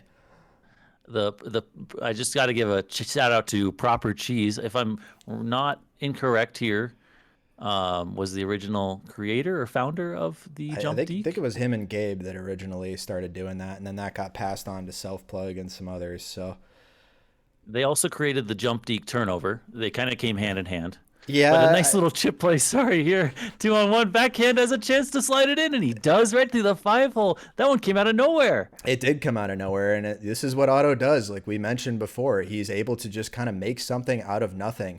And credit to Paco for finding a beautiful sort of just slide pass there through the defense. I don't think the USA was expecting that at all. Yeah, and that just it goes to show the danger of kind of playing with these 50-50 pucks in the neutral zone. Again, this was a turnover, and now KP's Ooh. got a shot. Like these are the real danger ones. If you just wait and stay patient, I don't think there's much to create. But as soon as you try and get fancy with it in the neutral zone, a lot of the times it does explode in your face. Yeah, absolutely. It's something you just have to be really careful with. But you'll see the players that we're watching here, we've said it a million times. I'm sure I'll say it a million more times. We're watching some of the best in the game. And they understand when they can take these risks and how to approach them in a way that minimizes the associated risk with it. So it's not something that's easy to do, not something I would recommend doing in your average pub. At least not until you've spent a good amount of time getting used to the game. And Quacky with an opportunity. Incredible save by Haybird. That's just so hard to read the stick angle as it's coming off the backhand in a certain angle, and you got to find a way to get your stick on it. You also have to adjust your body position. Instead, it gets countered. Otto's going to have a chance. He tries to slide it Oh, in what a backhand. That's the play! nicest goal we've seen so far, no? What a play. That is beautiful. You see Otto looked over to his left to see if he could find where Paco was through the maze of sticks, and he drilled it. Paco right on his stick. All he had to do was lightly put that towards the net. I say lightly. It was a bit better than that, but still basically redirecting it off of his stick and in. What a play by Canada, picking up where they left off. Is there any better feeling than that, than just punching that in, knowing you've got the empty net, and then the goal light comes on, your screen's on the board dial? Any better feeling than No, not at all. It's awesome, especially when you know that it's, tall midget feeding you those. It's like, wow, we made him into something. Yep, yep. There's nothing better. Like knowing that you're making another person happy with the assist. Yeah, Like that's what I really absolutely. score for. Yep. You do it for the apples. Yeah. A little bit of a control play, and here comes Juice looking to work, but he gets stopped instead by Otto. Carl v. Carl action here. Cuts back, and Tony's going to collect. I think that was just a bit of a play, but then Tony gets the shot off, goes over. Slowly just watches that one go wide, but here's another shot. Ooh. That one he does need to get called to action, and he makes a nice little save, but they do retain possession, continue working. Little wraparound kind of spin shot goes off the side of the net and is collected, then pushed over to Quacky Face, who pushes it up to Guy, but is intercepted by Paco. Paco sends this on net. Ooh. That one is a little bit tricky, but is easily saved away by Sully. Can you talk about some of the more difficult positions that you have to be in? I mean, we saw one of them there with kind of a tumbling puck coming in, kind of tough to read the height of it. And we've seen some more as well that Haybird had to make a minute ago, playing it off the backhand. Can you talk about which of those situations are the more difficult and why? Yeah, because there's two things you need to essentially balance as the goaltender. You're thinking about what's the most dangerous play. Can this guy come in on a breakaway? So you want to prep your positioning to where you can back into your net and still be in a good position to make a save. But you also need to be prepared. That puck may just come on net, tumbling in a way that you're no longer want to be in that position, and it might tumble over your stick because of how you went into it. So you're kind of working WASD, trying to get your body momentum. You want to have body momentum pushing you forward in order to push that puck away from your net. So if it hits your stick, it's not going to roll over and slowly go in. And that's kind of all there what Sully was kind of working with, to where he knows he can't let that puck go past him, or it is going to roll in or bounce in some fashion. But he's out of position a little bit because the puck just kind of suddenly appeared, and then it's a quick shot on net. So it's difficult, and some of it you're just at the whim of the puck. You hope that it doesn't fizz off your stick in some fashion. But I always found shots like that where you're trying to work off a backhand read very difficult to get, and it's just coming down in an unusual fashion. Sometimes the puck flips and it hits the tip of your stick instead of the bottom, and that's where it actually can just like almost go right past you as an optical illusion. You think you make the save, but it actually flips over your stick. And still in Anyway, anyway. probably a little bit more. Yeah, a little bit more information than you wanted, but No, that's awesome. uh, I love the in-depth look into it. you just kind of close your eyes and pray, basically. Yeah, Sully yeah. would go, "I don't know what you're talking about. I just make the save." But He's a confident that's young lad. That's why. back into the action, looking for a stretch pass, but just slides right past Quacky. So instead, Team Canada will get a chance at the controlled breakout here, working from the back of the net. They use the drop. That drop pass, originally patented by me. Just want to throw that out there, by the way, a little self plug. But it doesn't work out for them because they end up turning the puck over in the neutral zone. And instead, it does work out for them because now they find themselves on a breakaway. Otto on a breakaway, looking with a How? backhand, puts that one. Oh, it's saved. Was that going in or no? It looked like it wasn't going to go in, but it was kind of tough to tell from our angle. But I mean, you just got to ask how. Like, how does he keep getting away with it? How is Otto always in the right position at the right time? It is remarkable. And those ones where you're being back checked, he pushes it and he balances it, wanting to push it as far as you can, so your D can't quite, or the D can't quite swipe at it, but also not too far that you can't reach it anymore, and then either pull it back in for a shot or whatever. And it's so hard to balance that because the puck is always fighting you. Yeah, absolutely. And I don't know. I don't know. What more can you say, really? I mean, it's just remarkable the stuff that they are able to pull off here.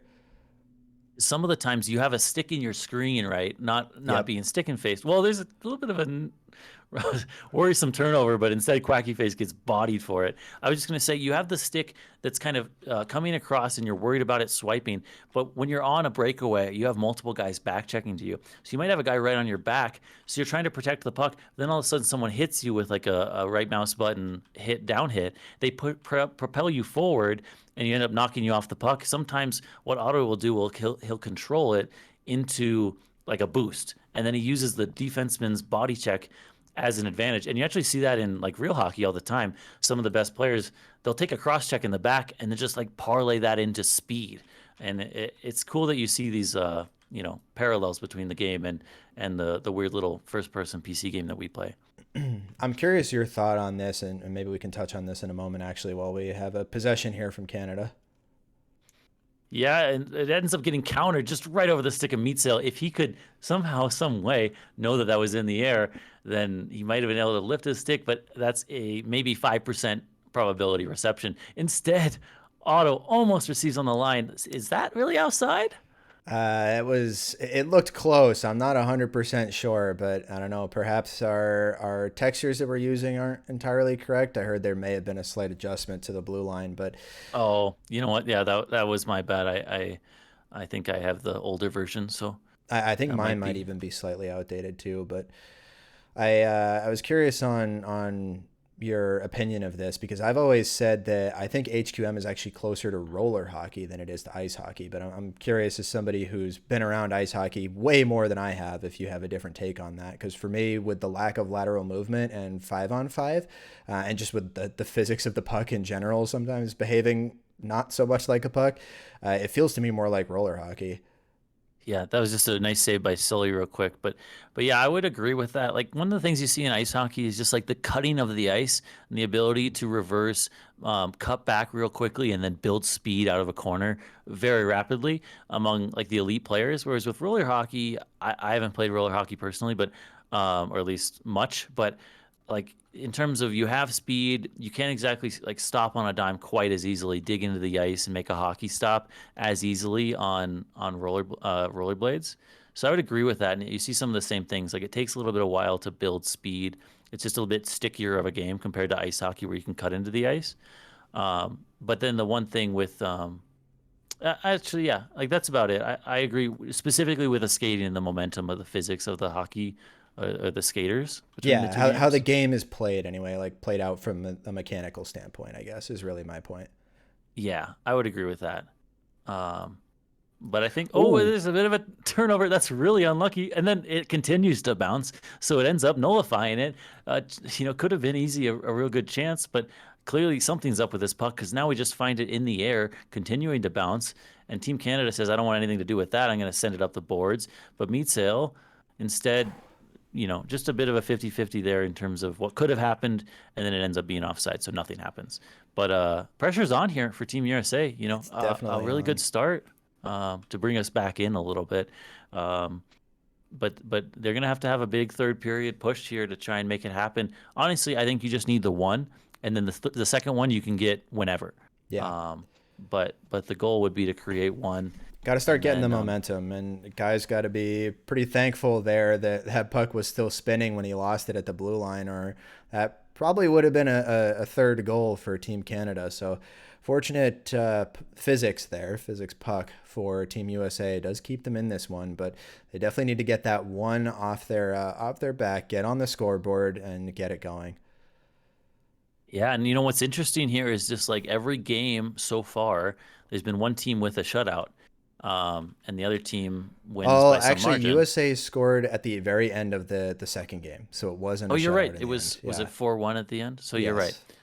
But it has been Yeah. fairly one-sided each game. The point is still the same. Well, the shutout part is not as, but Fair, you but might be able to nullify this with the Ooh. counter. Here comes Quacky Face bearing down. He'll have to go backhand. And he does, and he just Ooh. slides it. I didn't quite get the depth of that shot. Maybe we'll see on the replay. Yeah, that was a little bit sketchy. I thought he lost it there for a second, but Oh, you know what? Hey, Bert had the save, and he just lifts his stick Yeah. right over it. You can't quite read the shot release, and he had his stick in the right spot. Got a feel for him on that one because you try and lift it up as you make the save and kind of push it out, and he went a little bit early. got to give the credit to Juice there, though. That was really all him to make that play. Finding Quacky, who did a great job getting open. Definitely don't want to take any credit away from him, but Juice found him on the stretch pass perfectly in the middle of the ice, too, not on the boards. That's actually surprisingly bit of a difficult to panic do, here, and was U.S. there? with another chance. Oh, just turned over by the Team Canada defenseman, and they could have countered with a quick one-timer in the slot, but just barely isn't able to settle it down. Team Canada looks a little bit frazzled right now. I know that's just a Yeah. turnover. It happens all the time, but, you know, you come out into the third, Team USA gets the goal they need. We talked about needing a quick one or one early. They get it, and now this is a wide-open game. The face-off could be Another chance. dangerous. Quick shot, what a but block. blocked away by Paco. Is that correct? No, sorry, I think that was Tony. Nice think it block was, by yeah. Tony. And a huge block there, because a goal right after scoring that last one, that would have been really difficult for Canada to come back from. Yeah, we're just going to ignore the fact that Sully was out of position on that one and just Yeah. call it a wide shot. And then here comes Oh. Team USA 2-on-1, but Meatsail pushes it too far. Unfortunate turn of events there with the 2-on-1. You want to kind of read and understand how the spacing is. You look away from the puck and all of a sudden it's off your tape. But here's Meatsail again, cuts it back. He dips and dodges one defenseman and then finds him back. Oh, he It's finds tied the up. goal. Meatsail baits two guys in, drops it coincidentally, and then just Quacky Face jumps all over it and puts it in the back of the net. I want to give Meatsail credit for the drop, but at the same time, it did kind of look like he just happened to lose it, and it got pushed off of his stick in the direction of Quacky. But nonetheless, Yep. Team USA takes this, and Quacky with two huge goals, who's been pretty quiet in this series so far, not a whole lot to speak of up to this point, as the two captains, Quacky and Otto, who, you know, we probably many expected to be MVP candidates for this series, have not put a whole lot on the board yet. I think they're both at 2 goals now for the series so far. Yeah, and just that goal, extremely frustrating for, I think it was Paco, but it might have been the other defenseman, to get in there and you make the play on the puck that you need. You high-five him, as the little owl would say, and then the puck just goes to the trailer, who was coming in with perfect speed and able to just get a wide-open lane to the net. And, you know, there's nothing you can do. You just hope that it doesn't bounce like that. We talked about it in one of the earlier games too, sort of as a defenseman, you get your stick on it, but you don't really get enough to be able to clear it out. So now you're at the mercy of wherever that small poke check you got ends up sending the puck. And that is prime opportunity or prime example of how that can end up costing you, even if you did make the right play. But this is awesome. I know, just in a selfish way, I wanted to see a tie game. Might even see some overtime here, if depending on how these final 90 seconds play out. And yeah, so we'll dial in here, as I would say, since my co-caster is Dial. Yeah, and we have a Dial on the ice too. Not me, That's though. true, but he's fake. I don't count him. Yes, fake Dial. But some Dial does lag have the here. puck. Guy LaFleur specifically has the puck. He's carrying it up on his backhand. He might just rip this one. Is that a bad idea? He instead has the lane to carry, chip to the middle, but does get taken away. And then Team Canada wants to counter, but they get quickly stapled down. And Team USA will chip this one in on net. Easily chipped away by Hey Bert. Tony Flo, cross ice through two sticks, but they can't quite get their stick on it to clear it. And now it's a 50-50. The second guy has speed. He's coming in. I think that's KP who has It speed. is. Gets the cross-ice pass. what a pass. Cut back. Looking to get it on net. It's saved. Sully saves that one. How does he find that by his Oh my left toe? God. Oh, and And now a Quacky potential Face- 1-on-1. No, I'm sorry. I read it wrong. I thought Quacky might have the little bit of a chip play, but it was just a little bit too far. Wow. So here we go. What a save and what a time. How many times have we seen Sully do that? I mean, that's just vintage Sully from the playoffs. He would make a save at one end. A lot of the times it would then counter for a goal and be a 2-goal swing. Here, don't see that quite yet. And Team Canada does retain possession. They're going to try and make something happen here, but does get just stifled in the neutral zone, controlling, sliding it. Quacky Face can one-time this, but they go backhand. What a Quick pass! shot on, Oh, saved at the buzzer. That was a disgusting drop pass by Oh Quacky my Face. God. What the last like 45 seconds of that game. Oh my God. That was crazy. Wow. Yeah, I mean, and just to, I know I don't want to. We already said it was an amazing pass, but he puts it on the tape for the backhand shot, which leads it in, and that's why you can get a backhand on so quickly.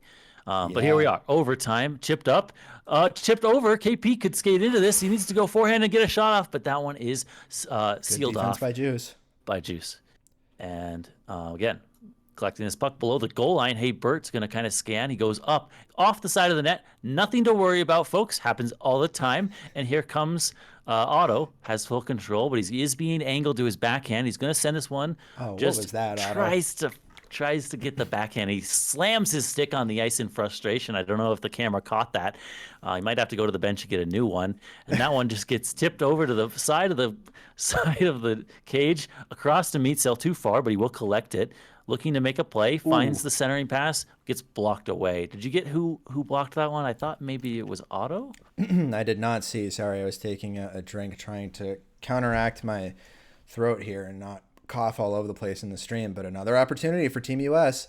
Meatsail collects that one. He gets the shot off grounder. Rebounds laying there, but it gets cleared away there by Paco. And Paco now wants to play for offense. He's carrying it up. Finds Tony Flo wide open on the cross ice. Collects. Backhand shot on. Should be saved. Flips out of the zone, and that one's cleared. Tony's going to want that one back. He's definitely going to want that because he had a prime opportunity there on the backhand.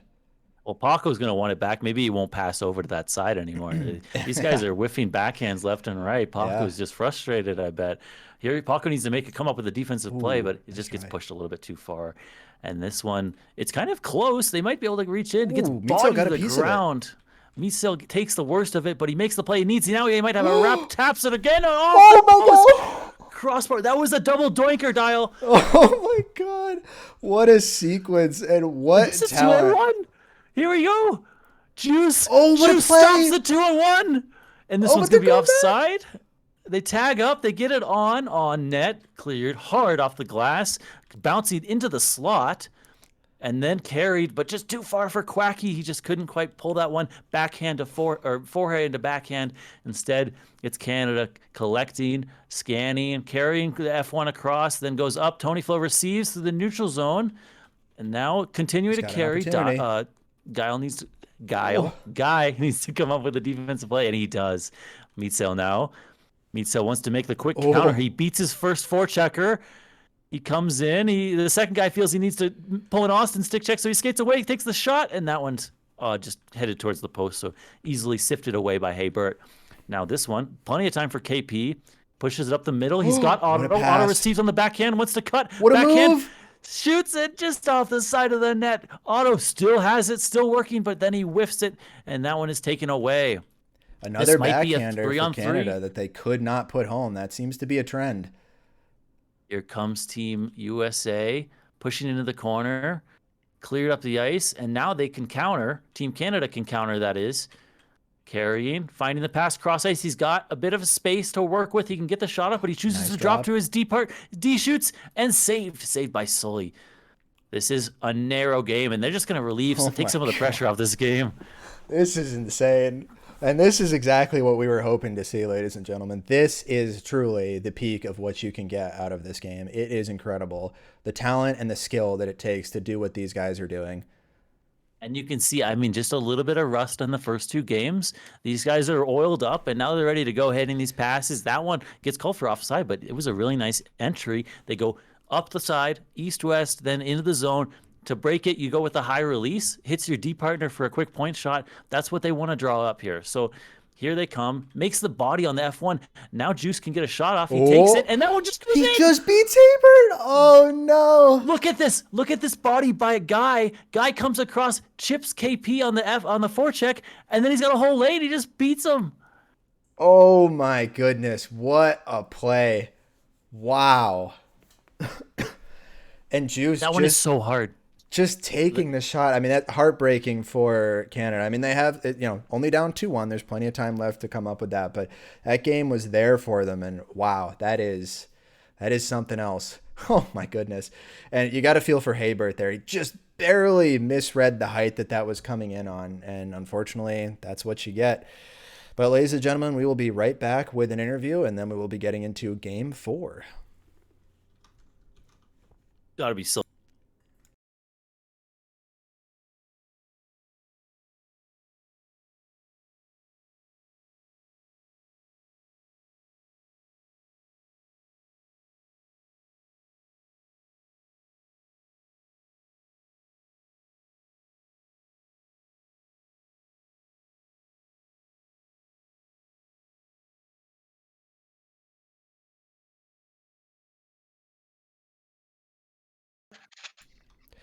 Okay, so ladies and gentlemen, we are here with Sully joining us.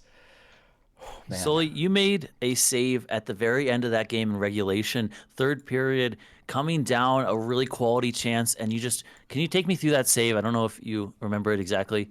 I remember it decently. I mean, it seemed like it was just a one-on-one with, I mean, whoever that was who I stuffed, and then whoever was playing D on USA, and just kind of had like a good chance to kind of move laterally. And I don't know. I mean, I tend to make those saves a lot of the time. Like he wasn't square to me, so like I can kind of predict like slightly where the puck's gonna go just due to his body position. And I mean, I tossed my stick there and it worked clearly. So kind of breathing a sigh of relief right now. It ended up being along the ice, the shot. Like, how do you react? You just see it on the ice, or do you anticipate that it might be on the ice and then adjust up to that, or do you adjust down? Um, it kind of has to do with like the way his stick's angled. I mean, I kind of know like whenever you try and do like a weird scoop shot like that, I mean, you can kind of, I mean, it's a lot of reactions to be honest, because I mean, you don't know if it's gonna like physic downward and then pop back up, or if it's gonna just stay along the ice. It was a 50-50 shot, and I kind of guessed right. I mean, that was a tough one, if I'm being honest. That was a damn good shot, but stick got there, and it's all that matters at the end of the day. But yeah, it's pretty nerve-wracking to say the least. Yeah, you were definitely the hero in that game, and bailing your team out. I mean, you wouldn't really have a chance to come back and tie that with 30 seconds left. So that one was the difference maker. And then in overtime, both teams had a quality of chances and ended up coming on top there with the backhand. In your team, like how did that communication go on the game-winning goal? I know you're the goalie, you're kind of see that in front of you, but the F1 comes and hits, and like the body to create the lane for the Yeah. long shot. Was that communicated, or how'd that go? I mean, a little bit. I mean, there's always the standard, just kind of like, you have space, you're free, and, Juice literally said, and I quote, watch this, and then just backhanded it right in. So, I mean, he knew what was going on. He knew he could get it on net. Sometimes you got to just test, Bert. Bert's a solid tendy, but everybody can crack eventually. I'm just happy that I could kind of redeem myself for the first game. It was a tough the second game. It was a tough second game for I me. think you've certainly redeemed yourself, and that is classic Juice, exactly what we expect from somebody like him. Before we let you go, best way to have leftover pizza? Dude, this is a tough one. I like it always. Honestly, I think the move is either eating it cold or I'm lazy, so I'll just nuke it for like 15 seconds, like Okay. microwave it or whatever. But Okay. I'm gonna go with cold pizza. I'm a cold pizza All truther. right, cold pizza guy. All right. Well, we'll let you get back to it. Apologies, everybody, for delaying the game, but we will be right underway in just one moment. Sully, best of luck. Let's close that one out. Thank you. Later, brothers. Wow. What a guy. Got a lot of great people in the hockey community. A lot of not great people, too. But a lot of great ones. So, that's cool. It's always fun. And good to support the ones that, are good anyway. Amongst the, casual racists here and there, which thankfully most of them don't really play the game anymore. So that's good. Positive community, though, guys. Definitely come play if you've never played HQM before. You can type exclamation point HQM, I believe it is, in the chat. You'll get a little link there to join the Discord where you can find out more about the game and about the community. Right now, there's no active North American league, but I believe the European League, the EHL, is just about to start back up again. And I've heard, Delph, I don't know if you've heard anything about this, probably not since you weren't in the Discord, but I heard they have 16 teams in this upcoming EHL season over in Europe. That's a lot. Yeah. It's pretty remarkable with the NA community, we'll say to be fair, on the decline. The European community is still holding on strong. Yeah, and good for them. I know it's always easier for them to form teams because they prefer the 4v4 format instead of the 5v5 as we like, which I think it makes for better gameplay, the 5v5. But at the end of the day, it's hard to form 5 players and create a sufficient league with 5 skaters on each team. So there's pros and cons to it. Yeah, there definitely is. I think 4v4 can showcase maybe a little bit more like individual talent, I guess. But I think the team play element that comes with 5v5 is so much more impressive. And some of the plays that you get to see in a 5v5 situation, especially with offsides on, that kind of limits your offense inherently too, really forces you to be really creative. And I just don't think you get that in 4v4, where a lot of the time it's basically just, you're passing to whoever the open guy is, and then he just skates up, takes the ice, and shoots. And that's it. And it's kind of like, how much diversity is there in the game? So that's why I've definitely been more of a fan of 5v5, despite actually being one of the people who was vehemently against the implementation of that back in the day when we were considering switching over from 4v4. Yeah, that one's just a little bit buried in the archives of HQM of Yep. stances of who each person favored, and that's okay. The important part is that you were able to admit that you were wrong. Yep. Come around, and I think other people were saying, like, if it goes for a 5v5, I won't play, and then they never came back, or maybe they didn't for a long time, which was some of the fear of why we didn't want to switch initially, right? Yeah, I remember we had a pretty big community meeting about it back when we used to do those, and there'd be like 25, 30 people sitting in TeamSpeak talking about stuff like this. So definitely more interesting times back in like 2014, which, speaking of which, the NA communities, the NA competitive scene is going to be reaching its 10th anniversary here in a couple months, actually, which was largely kicked off by none other than you, Delph, with some of your recruitment threads. Well, I did the first one and then kind of sat back, kicked my legs up, and then just let everybody else make more afterwards. The nice thing is, like, when you make one recruitment thread and you end up recruiting Dial, he just goes to work and you just kind of get the benefit of all of that, basically. Yeah, that's all you need. You just recruit one Dial and then good to go. It's like those chain emails or whatever where you tell 2 friends and then they'll tell 2 friends. It's like I did that and Dial told like 2,000 friends and then it was just off and running. And I get like the kickback of all that, to where it's like, all of his referrals are technically my referrals. Yeah, something like that. That's for sure. Apologies. I might be speaking a little bit less over this upcoming game. I'm trying to... What are they called? The cough drops? Don't they have like a name like lozenges or something? I don't know. I'm having a cough drop, so hopefully that helps a little bit with this. So maybe a little bit more quiet while I have this. Okay. But anyway, so thank you, Delph, for recruiting me. And yes, BG, to answer your question, Delph is the reason that I am playing the game. Or like actively? Yeah, not actively, but there we go. Okay. And that continued to be the case, like not just because I recruited you, but like the whole time. Every time you booted up the game, you were like, I hope I see Delph in the game today. Yeah, right? absolutely. Yep. Because we do go back. Yeah. The series is 2-1, and we are getting underway with Game 4. And I was just gonna say, if your throat does act up, we can always get Dick Doug. I'm sure he'll be happy to jump on here and peak our volume levels. Only if he's shirtless and with a tie on, though. Yeah, that is fair. Face off, slid across, a rare loss for Quacky Face, but then his team actually does win it, and then they're reaching for it, 50-50. But that one goes in. How did that go in? What? What was it that? gets cleared up, and Quacky bats this out of the air. Check this out. What a block! He just dunked on Hey Bird. Oh my god. That is What a start. insane. And they're already up 2-1. Now they find themselves up 1-0 to the start of this one, but it's going on net. Cleared away by Sully. You can trust him on those ones for sure. But this one gets chipped. It might bounce. Sully going to have to play this. He comes out, pushes it to his backhand, slides it right past Otto, who could have maybe had a chance on that if he had just came at it a little bit differently. But instead, Team Canada has the puck, gets cut off by Meatsail, gets pushed too far. So Canada will retain possession, reverses it up the wall. Here comes Otto. Otto curling up on the backhand, but gets easily just dumped into the corner by the Team USA defense. I think that was Meatsail coming back on the back check. Slips it up. Quacky faces a chance. Breakaway. He has the lane. Takes the shot just slowly, but the rebound's laying there. He tries to control it, but he can't. What a weird little off-speed shot that was. Definitely not what I think Haber was ready for or expecting, but nonetheless, they get out unscathed there. But wow, I'm still trying to process that first goal. I mean, what a statement to open this game by Quacky.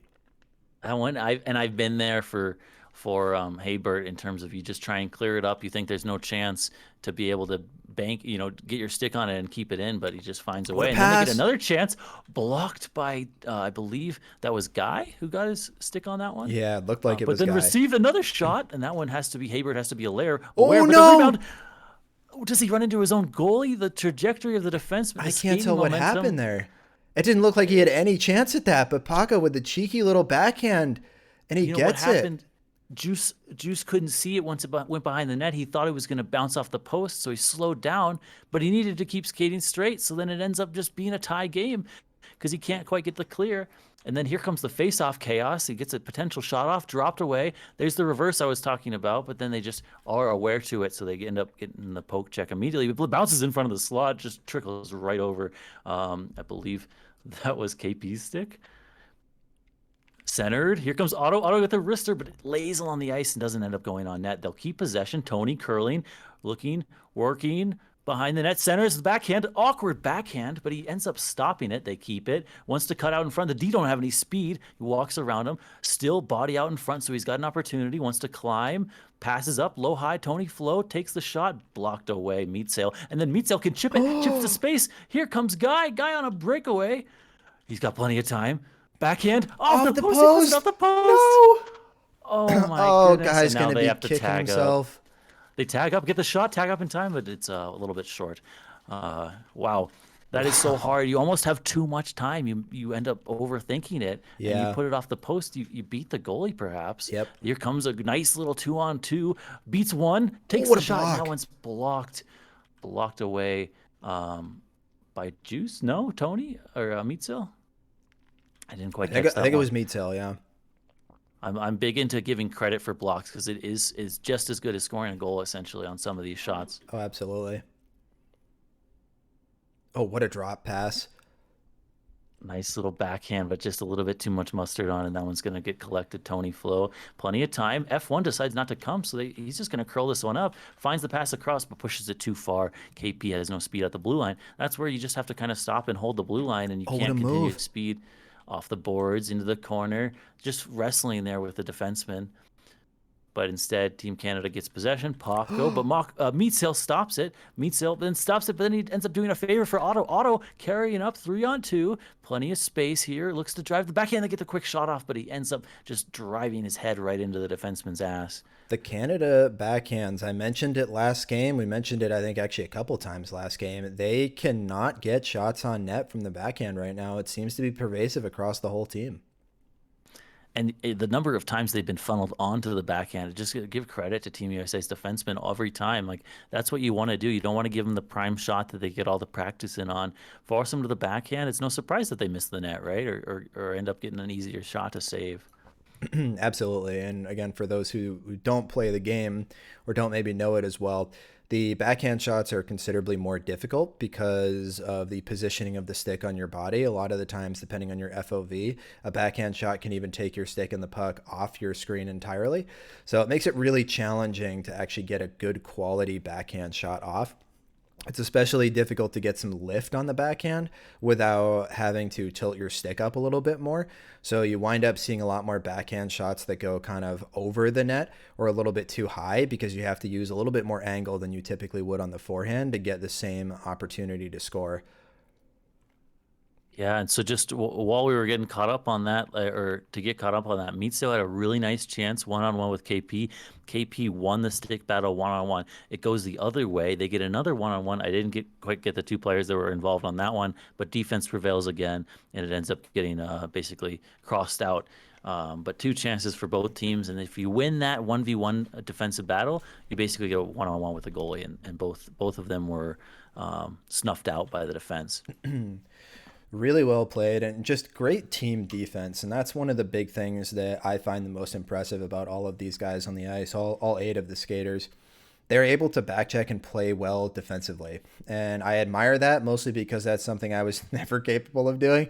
So, it's impressive to be as dominant as they are on both ends. And it gives you a lot of flexibility too, a lot of rotation ability. It allows your defensemen to step up into the play and actually contribute in ways that they potentially couldn't otherwise. So it's really, really big to be able to have that. Yeah, and so just right there, really nice team play by Canada. They connect on one or two, three passes out to get into the offensive zone, reverse it, and then find the backhand like spinorama. Meatsail seals it off, keeps it from going cross ice. Otherwise, Team Canada had a guy wide open sitting in the slot, ready to take a shot on that one. So that one again, defense coming up big here, and they find the outlet pass up to Meatsail. Meatsail ends up just tipping it off the heel of his stick, so it's going to go too far.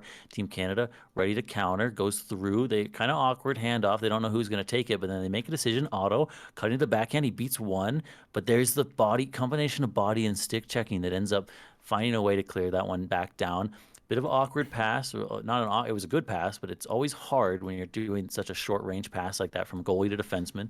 Connect on it, but it goes through the pass intended for Kilpessel, goes through him, so Guy will collect in the D zone. Working out of the corner, finds Quacky up, but immediately clamped down there by Tony Flo. Tony wants to reverse it through Quacky, connects. He hits Otto. Now Otto working through the back of a defender. Meatsail again, really good defense by Meatsail this period, making two really big stops. And Sully will then rim this one around. Guy with a chance to make a play, has time to collect this off the boards, walks around, banks it maybe to himself, maybe to the enemy. Here comes Juice. I'm sorry, that was Otto. And then that one gets cleared down. So no worse for wear in the end. This one comes up, physic puck right through the slot, and they're going to try and parlay this into a bit of a rush. They find Paco on the weak side. Paco carrying up. He's got an opportunity, but tries to slide it back across. And there is the Team USA, two back-checking forwards ready to take care of that one. And then tried to clear up the ice, ends up getting stopped on the dime. KP stops it for Quacky, so Quacky's going to have an opportunity. Spinning puck, or spinning stick check, if you will.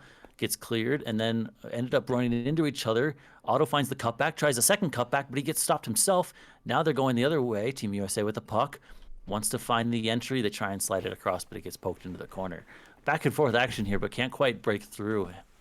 It's amazing how good both teams are at being able to make contact with these passes in the air. The majority of these passes are excellent, but are getting tipped out of the air or misdirected. And again, just so hard to do that. Takes so much talent and hand-eye coordination, and yet these players just make it look easy. Yeah, and that one could have been offside tag up, but KP elected not to touch it. So they end up getting an opportunity. This might get countered. KP might regret his decision because here comes the shot on net, saved, bailed out by Haybert. Again, should have probably just tagged that one up. And then prior to that, KP had a bit of an opportunity. He went into the puck, or he went into the corner for the puck, but he was fighting solely for it, won the puck, and then he realized he was one-on-one with the goalie who he was fighting the puck for. So he tried to just send it on net, ends up missing and hitting the post instead. Really unfortunate, but it just goes to show the intelligence of the player to realize what's happening, how he maybe has an empty net to shoot at. Yeah, it's really easy to lose track of a lot of those small details when you're having to focus on, things like maintaining possession of the puck, not being able to, just press a button that says, oh, deke this person, oh, pass, over here, oh, take a shot, right? You have to do all of those. So it's really about learning all of the small nuances there that allow you to not have to focus on those anymore and be able to focus on the larger, macro play as a result. Exactly, and that's what gives it more of the feel of because you're you know what would you call? Well, never Oh mind, because there's a man. body check instantly into a breakaway meat sail, working 1-on-1, Oh, what a finds another save! 5-hole, and that one just gets clamped down by Habert. Closes the legs at the last second to take care of that one. I mean, you couldn't ask for a better chance than that. And Sully's And going to send this Meatsill one in. did that all himself too. Stripped the puck away, made some great moves, awesome stick handling there. His level of control with the puck is remarkable, but potentially a chance for Canada here right at the end. Sully, I mean, this guy's not going to get beat on a shot from distance, it seems like, and that's what makes it so hard to create offense. If you need to be in tight against them, the one goal was the backdoor. The one that is memorable to me is the backdoor tap in on the backhand. Like, he's saving everything that he can see right now. And then just to pile on that, Meat Sale, like we were talking about his defensive virtues, like you said on that one, he bodies the guy with the puck, steals the puck, and creates a breakaway for himself. Just can't quite get it over the goalie's stick on the 5-hole try. But we'll see. We'll just continue to monitor whether he can be the difference maker because he's doing it all on the ice right now. That time he actually cuts away from the puck, and here comes Otto looking to work, looking to make something happen, gets the grounder, but the rebound just trickles past Paco. Kept in. Otto might have a freaking chance on this. He's reaching for it, battling for it, forces the Can rim Tony keep it around. in? He does. Otto fighting, takes a hit, but keeps the puck. But then it just gets stripped. Quacky face collecting. He's going to settle this Great one back down. check there from But he Quacky. drops it. That's taken away instantly. Oh, no, Back no, on the no. offensive team. Canada wants to shoot, and Oh, they what get an it angle! turned over and instantly punished. He just picks this up, and this is what he sees, right? Like, watch this. This is the Look shot at the angle that he angle. has, and he beats him. Wow.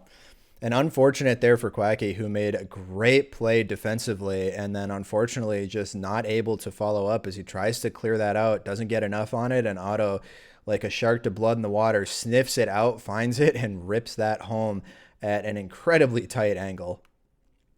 And then that one's going to get laid there, right? Oh, Immediately Paco, cut what a back. move. Paco, but how did that roll off his stick? He had a chance. I think and Meatsill this got a one- piece of it.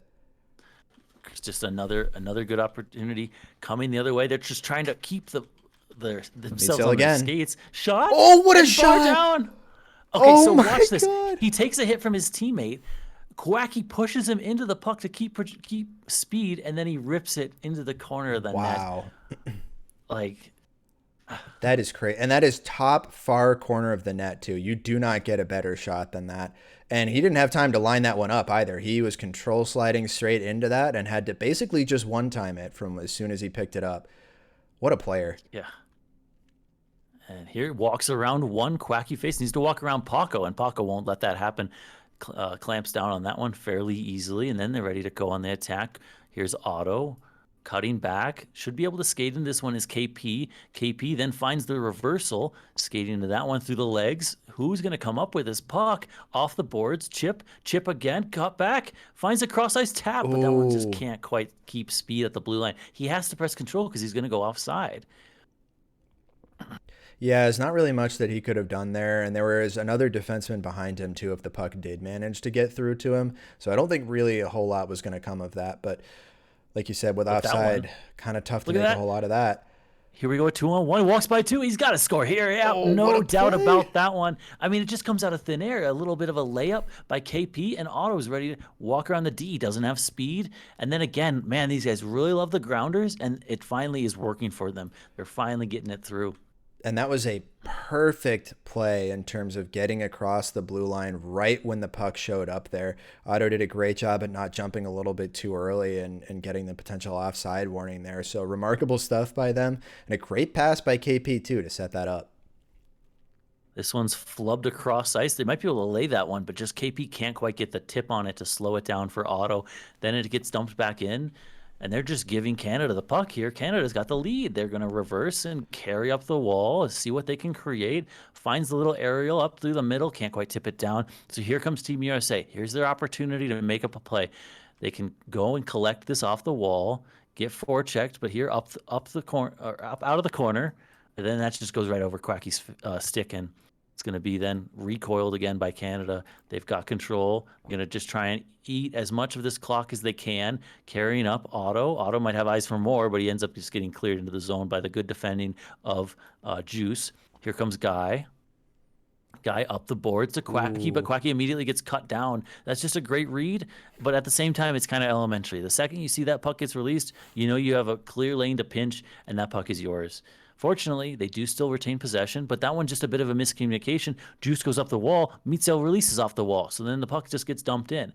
Here comes Otto, sends it up right through the middle, stretch pass. Can Juice counter? Juice lays it up for Meatsail, cross ice to Quacky. Quacky receives, but he pushes it a little bit too far. Gonna chase in after this one. Have to imagine Team Canada will get there first. They do. Will they reverse, or will they just try and keep it simple and clear the zone? They clear the zone up to Tony. Tony can receive. Tony finds What the a middle pass. pass. KP connects to KP, but that one's just stamped down by Guy. Guy can counter, but he gets stopped himself. Then here comes Otto. Otto wants to make it a 2-goal lead. He finds it, and he shoots and scores. And gets the hat trick, too. And there's the insurance goal that they need. Now they can really focus on just dumping it, killing as much time as possible, and they should be able to wrap this one up. I just felt like whoever came out of that 50-50, it was a back and forth 2-on-1 versus 2-on-1. Game was wide open. Whoever was going to get that was going to score, ends up being the team who already had the lead. They can try and counter. They get the shot off, but there is Haber ready to save that one. And then ripped around, blocked again. KP can lay this for his teammate. He does, but they're just ready to just dump it in and take care of business. That one may be in the books here as Team Canada is ready to take this one home. Tipped into the corner. Yeah, take it away, Dial. Yeah, losing possession there at the end, that was really their last opportunity for it. Sully trying to make something out of nothing, but not a whole lot he could do. And with that, we are going to be at the end of Game 4, with the series tied 2-2 as the teams have traded back and forth. One win to US, one win to Canada, one win to US, and now one win to Canada. So remarkable stuff here, and we're going to be back in just a moment with an interview with one of the Team Canada members. Be right back.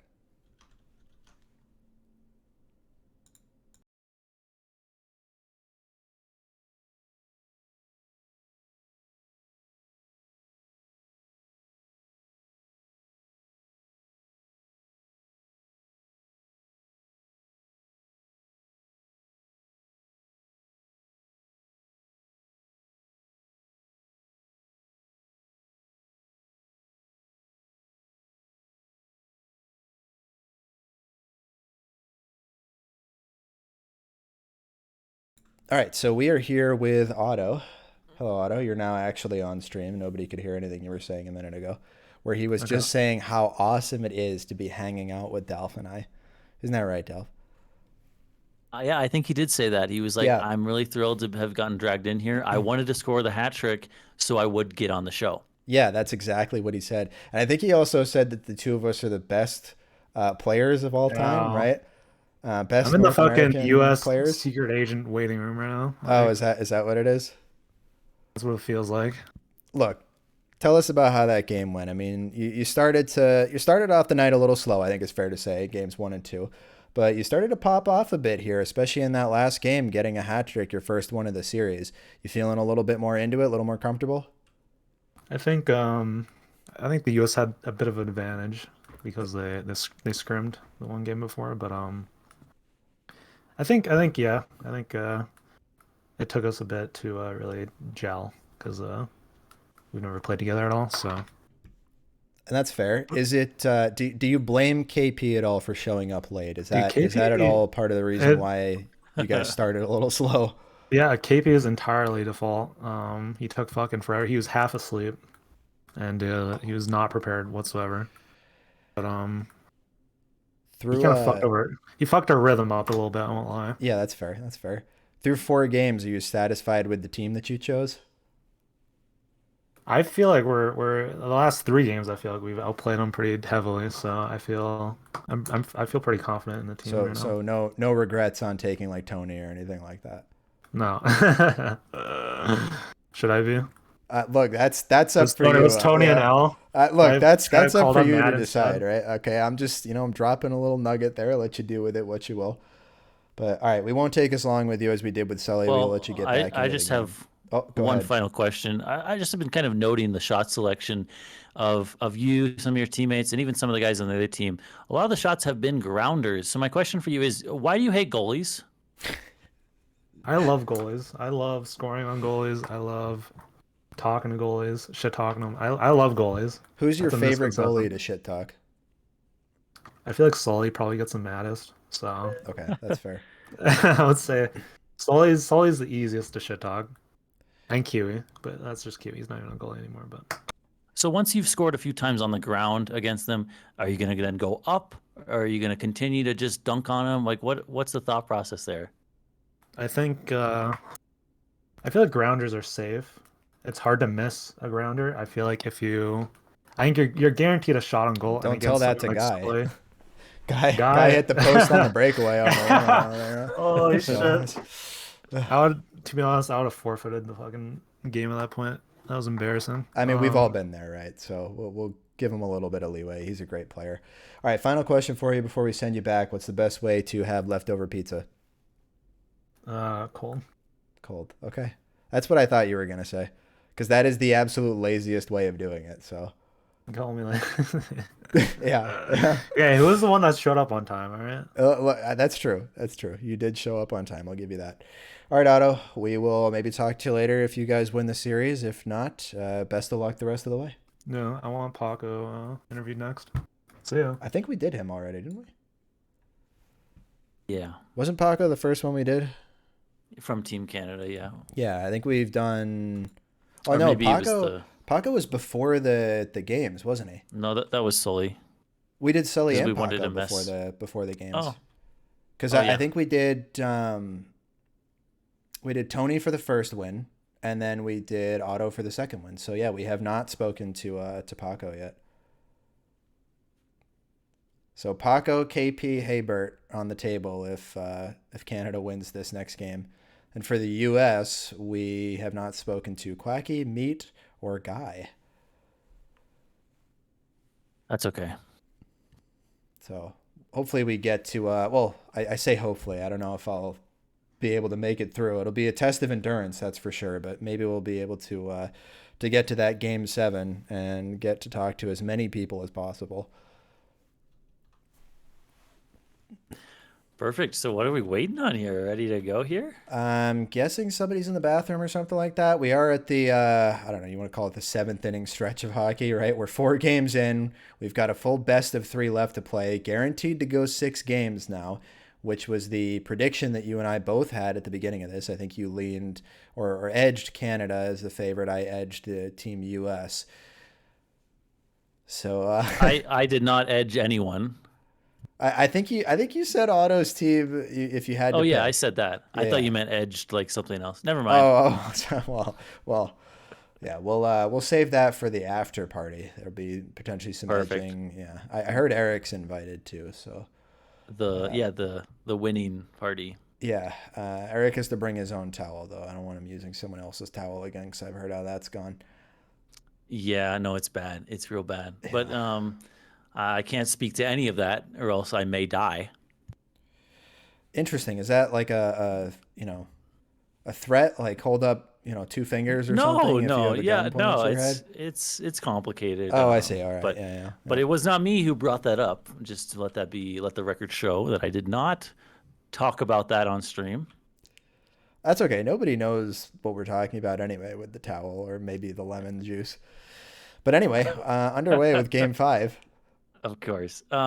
So we'll face off one here in Team Canada on the back foot right away, but then they're ready to dump it in, as one does.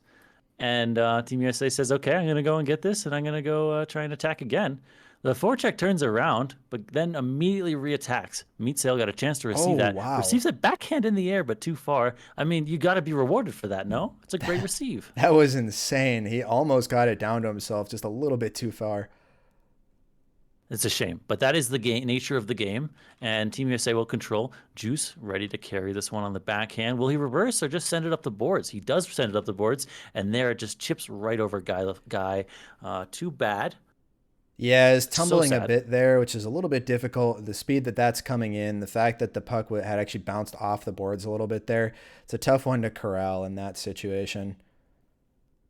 Nice little reverse here. Again, Oh. reversed, carrying, trying to scan, find the best play. They try and muscle it up the boards, but Quacky Face just able to rather get it chipped too far off his stick. So then again, Juice collects. It's just a matter of controlled breakouts. They're trading opportunities. They want to attack, but then this one's misplayed a little bit. Can they counter? No, they can't. So that one goes in. And Hey Bert wants to play this one. Let's see what he looks for. He looks for the long shot, which is just narrowly off the net. Juice, his third or fourth puck touch on this puck already, only a minute and a half into the game. Over there to Guy. Guy collects, backhand scanning, finds the middle touch. Quacky wants to tip it, but then immediately clamped down. I think that was Tony reading that one and jumping up to pinch that off. Again, pinch by wow. Tony. Tony comes in, gets the body. He takes the worst of it, but in the end, it's okay because the puck just gets back and forth. Ooh, good body. Again, wristed up the boards. Meatzel might be able to come out of this one with some speed, but he just hits the boards a little bit too far. Can't corral it properly. Yeah, up the middle. I want to go back real quick there. There was a potential one-on-one opportunity for, I think it was Otto, and one of the defensemen on Team USA, I couldn't tell who it was, got just a little bit of a body on him, and that was enough to allow his defenseman to make it to the puck first so he didn't get beat, excuse me, on the deke to the outside by Otto. So, very big play. Wanted to just recognize that because it's easy to lose those details in the flow of the game. Yeah, exactly. And this one's going to get physicked as soon as I try and take back over on play-by-play. But slowly we'll shove it up the boards.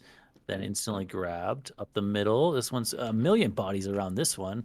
Touched, laying there. No one's got speed, unfortunately. And then KP finally is ready to grab that one and dump it in. 50-50 there, back into the zone on net, chipping. But Haybert's ready to settle that down. Otto collects. Carrying, got a little bit of space. Will he make a move? He does. He beats his first man. That's the first step. Then the body. Otto beats two. Carrying down the wing. Oh, he beats another three. one. He's got the shot, takes it, and saved. That one just taken from the wall. Probably needs a little bit better inside opportunity to beat Sully. But then again, they did score 4 on him last game. So, you know, you want to take every shot you can. Paco carrying, reverses. Beats the forechecker Guy, buys himself some space, pushes it up the middle. That one's released right at the perfect time, so the guy's already skated by it. But again, does get punched back in. Tony going to try a second chance at it. Looking, finding right up the middle, but just a little bit too far for KP. You see these guys looping, and they're trying to get their timing down perfectly to where they can break away from their D coverage, but also receive the puck before the blue line. Yeah, it's a fine line you have to walk there, and it's a difficult one, especially with how well these teams are playing positionally. It's really difficult to find a guy that is open with enough space that he's actually going to be able to receive it and do something with it afterwards, which is the important part. Some of these passes are connecting to the intended target, but then the defenseman is all over them. It's a little potential arcing shot on the backhand there. Almost made that in on Sully. But then it's turned over. Here comes Quacky, but just pushes it too far. Can they counter? Perhaps, but then it's a fight for body position, and then it does get sent back in. That play just before was really nice. A lot of the times they'll try and catch a puck in the neutral zone, like this, for example, and then they look for the cross ice. That time, actually, Team Canada waited until they got over the blue line, then they sent it cross ice. But anyway, here we go. Carrying in Otto. They're just trying to contain him. That backhand slices by the far post. That shot goes around. Can Tony get it? No, Tony opts not to pinch. So Guy will collect, finds a center. Quacky just trickles right through his little wheelhouse. So instead, goes down the ice for Team Canada. Paco curls up. Paco looking. Sully's disconnected. The net's open. Oh, boy. Oh, he didn't empty. shoot. Juice hustles to the net, but he was looking cross ice. And that one's going to seal. Probably see a pause here. Yeah. That was nerve-wracking. Wow. Very fortunate easily. that I couldn't see who the defenseman was on Canada. I don't know if they noticed, but they did not get the shot away on the empty net. That could have been just so disappointing for the first goal of the game to be scored that way. But it looks like Sully is back now. It's that Boston internet is not very good, I guess. Something like that. We'll let the record show KP was telling him to shoot, and he didn't. That's true. Yep. But yeah, sometimes you're just so zeroed in on the pass that you can't adjust in time, and it's probably for the best. We'll say that it wasn't that; it was good sportsmanship. That's why he didn't shoot it. He wanted to be a good sport, have a good competitive game, and not gain an advantage due to somebody disconnecting. Yeah, That's let's go definitely with it, that. right? Yeah, we'll go with that. We'll give them the benefit of the doubt. Well, I was hoping that Sully would stay disconnected and then I could jump in and be the hero, but that's okay. We're back underway here. The alumni And game, don't worry. We'll be there for that. Good. Otto reverses here to Paco. Paco receives on the backhand. Then he's looking for the same play. They have 3 up, so if he can get around this Ooh. guy, he has a chance to go to the net. But goalie's going to jump out. Sully ready to rim this one around. Oh, no. Centers it right to the guy, but it's okay because I can't quite read the name who that was able to jump in there. I think it was Guy. Guy was able to get the inside track and clear that puck away. But Sully, first he gets disconnected, he jumps back in and immediately makes a nice pass, to be honest, but that one's going to be offside. So they will have to tag up. These can be dangerous situations here where a guy has a lot of time to collect. Sorry, Juice has a nice lot of time to receive. collect this. And then again, Juice says, I want this. I'm going to make the play. He finds it. Then looking for the inside through the forechecker pass, taps it across to Meatsail, but he has to come back and receive it. So now he's going to come back in zone. Puck bouncing. Who's it going to bounce for? Finally, big play by Meatsail to come up still here. back and He forth. just continues to get touches on this, and now it's going to be a potential one-on-one. Beats around the defender on the far side, gets the wrister off it, Oh, what a shoots and scores shot. far side. He just beats him freaking blocker side. Like, look at Wow. this perfect shot, perfect view of the goalie. That And, is insane. And you got to give a ton of credit to Meatsail there. Meatsail back and forth on the boards, just continually finding ways to stop Canada from getting a breakout going there. Gets the puck across over to Juice, and Juice wastes no time putting that one home. What a play. And big credit to Meatsail. Wow. And then there's another chance looking for the poke check. And What a save. save. Hey, Bert comes back with a vengeance, ready to save that one. But here you might have a lane to the net. Can you carry? No.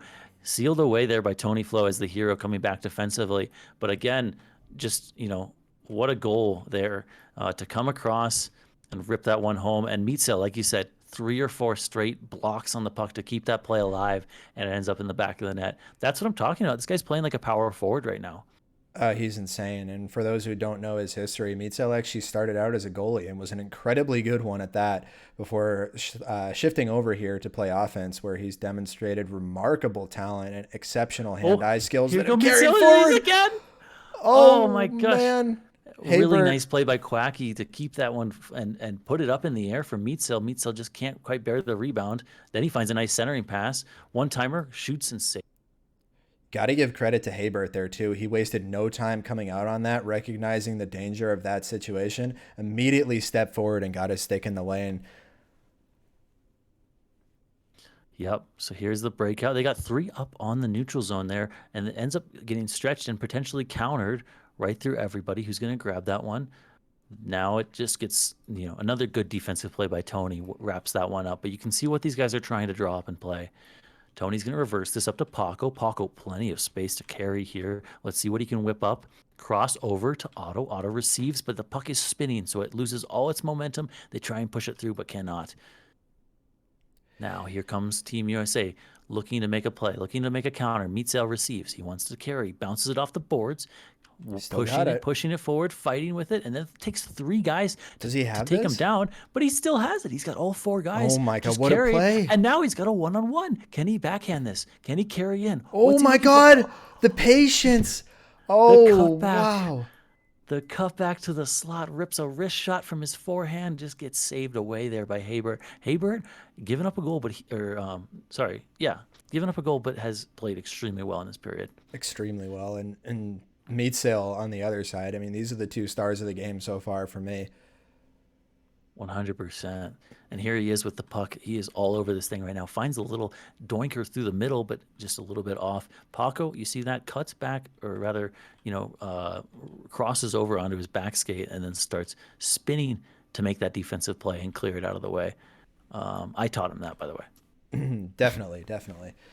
Not. He's the wrister. Oh, with the misdirect. Just too far out of reach. No, Paco just shot that one I right think through. it got redirected off of the defenseman's stick.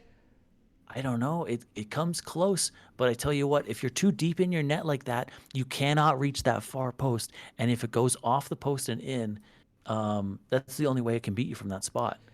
I couldn't tell if it was redirected just a little bit. I think it was Juice who was trying to get his stick in the shooting lane, had his stick up to cover a higher shot, not a lower one, and I think it clipped just the bottom of his stick, redirected it just enough to actually put it on net, and Sully was not ready for that. Probably couldn't see it through the sticks there too.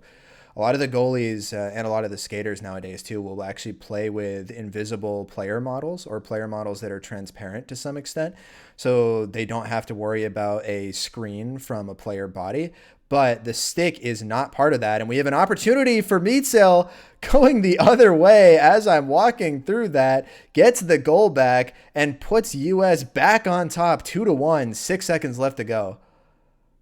Yeah, and you see the teammate of him, Quacky Face, coming through the middle, has to jump over to and able to open up the lane so that way Meat Sail can come in and actually score that one. Yeah, and I believe macro jumps are allowed in this, so that is a legal play, I believe. And I don't actually know if it was a macro. It looked to me more like it was just a double jump because he didn't get too far in the air. Hmm. But yeah, that one just came out. A lot of these are very hard to call just because they happen so quickly, and they Yes. just kind of just materialize. Like this one, for example, Ooh, which good is long shot. arcing right over the net. And so now here's an opportunity. Anytime you miss a shot like that, you can potentially counter quickly if you can pick up the puck quickly enough. But unfortunately, that one does get poked away. A lot of coverage to the neutral zone is pretty thick to break through right now, and they're going to need to find a way because they need a goal in this period. Rimmed around. Here's Paco looking up the middle, but he gets redirected, so that pass will not connect. Here And comes that's Juice. going to give US an opportunity to reset here with the lead in the third period of game 5. Pivotal game. The team that wins this is going to have a lot of momentum heading into our first elimination game. Yep, and so here's up the boards. Tony receives, but then just is immediately bodied there strongly by Juice, all over that play and ready to clamp down. Here comes Guy on the backhand, looking for the connection, but that one's just tipped right out of the air by KP, and that gives his team possession. Tony, ready to take that possession, rims it around to Paco. Paco receiving on his forehand. Then over to KP. KP can receive this and skate. Looking for his best Backhand? option. Finds the cross Oh, ice. what a Connects, pass! tap, and saved by Sully. Crucial save there by Sully in order to keep this at a 1-goal lead. And that one's going to go back down the zone for K-Bert. Huge K-Bert play by looking. Sully, but huge play as well by KP. Not only getting the block originally that started that potential breakout, but then making a phenomenal cross ice pass to find Otto there, sort of on the back door behind all the defensemen. Dangerous moves There, here for Canada. yeah, and then there was another chance for Canada to try and win that 50-50 puck. They can't quite come up with it, and Team USA is able to clear down the ice. And same thing with that one. These passes are extremely hard. I know it looks like it's just not a lot going wrong. Defense is prevailing, but these passes are very hard to undercut and poke away, and that's exactly what Team USA has been doing this whole period. And here they're ready to counter. Team Canada panics and basically realizes I can push this back into my corner for my team to collect, so I'm going to do just that. Goes up the boards to Tony, but look, he's smothered instantly by Team USA players. And this is a puck that could bounce in their favor. Instead, Canada's going to pick it up off the boards, chips it over, and then USA swallows that one up, goes cross ice, looking for the play here. Can't quite control that one off the boards, but they do win the puck. High five, goes into the corner, over, and then Oh, forced into the middle. Puck is just laying there, but it's going to be able to be skated into by Kill Pessel. Kill Pessel finds the cross ice. Otto finds the cross ice again, but too far for Kill Pessel. a little bit of a physics Juice. puck there. Unfortunate. Juice cuts back on KP. He beats him. What can he do here? What can he find? Finds the cross ice. Too far, possibly, and Paco will collect that one. Paco reverses up the wall, and then that one's turned over. it Can they tag stripped. up in time? They can't. Or Oh, can they? they They find the did. cross ice. They tag up in time. It's Oh, turned over and it's no. in the net. They just barely wave off the Oh, I icing thought for it to sure that count. was offsides. And I'm wondering if the It- defense did too. Meatsail able to just sneak in there on the back door. And oh, hey, Bert, you got to feel for him there. Again, he gets a piece of it, but it's not enough and it goes in anyway. Just a backbreaker there, and it ends up, oh my Ooh, gosh, almost being 4-1. That was a really nice play drawn up there with Meatsil dashing across the slot. Almost gets countered for Kill Pessel and Otto, but then doesn't.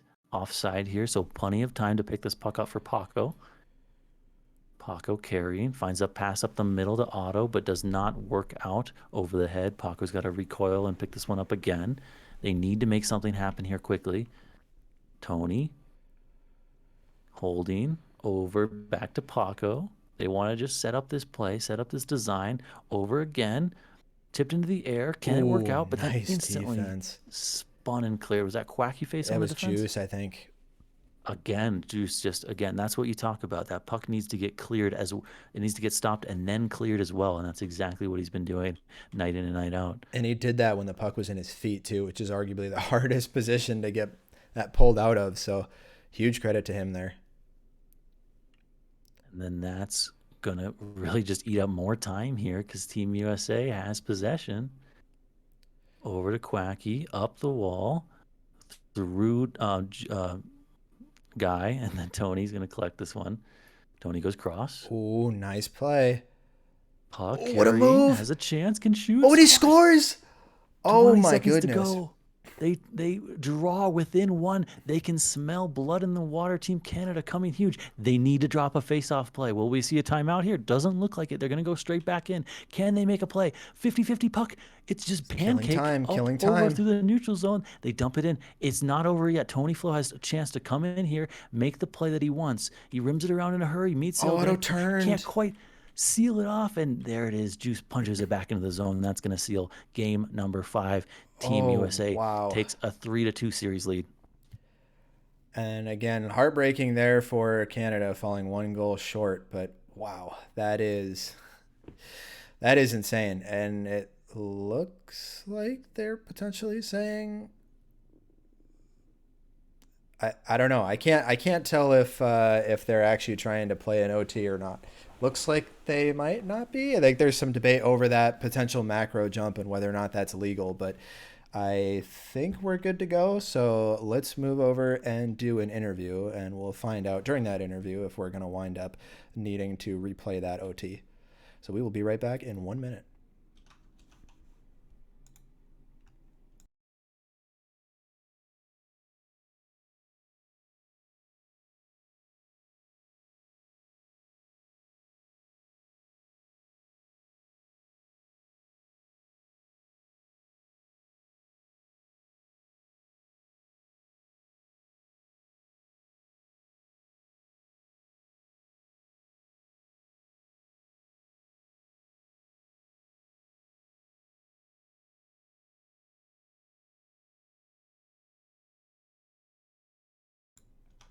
All right, and we are here with Meatzel. Meat, how you doing after that one? Little Feeling sketchy great. at the end? Yeah, a little sketchy at the end. We were celebrating a bit too early, but we got it done. That's right. You had it in the bag the whole time, right? Yeah.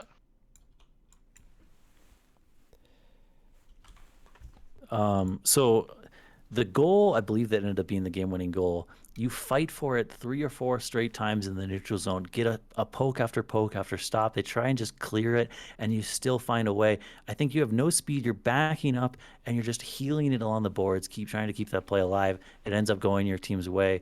Like, can you take me through that goal just a little bit and how it bounced in your favor? You didn't end up scoring the goal, but that's what we were keying in on 100% was just your ability to keep that play alive. Um.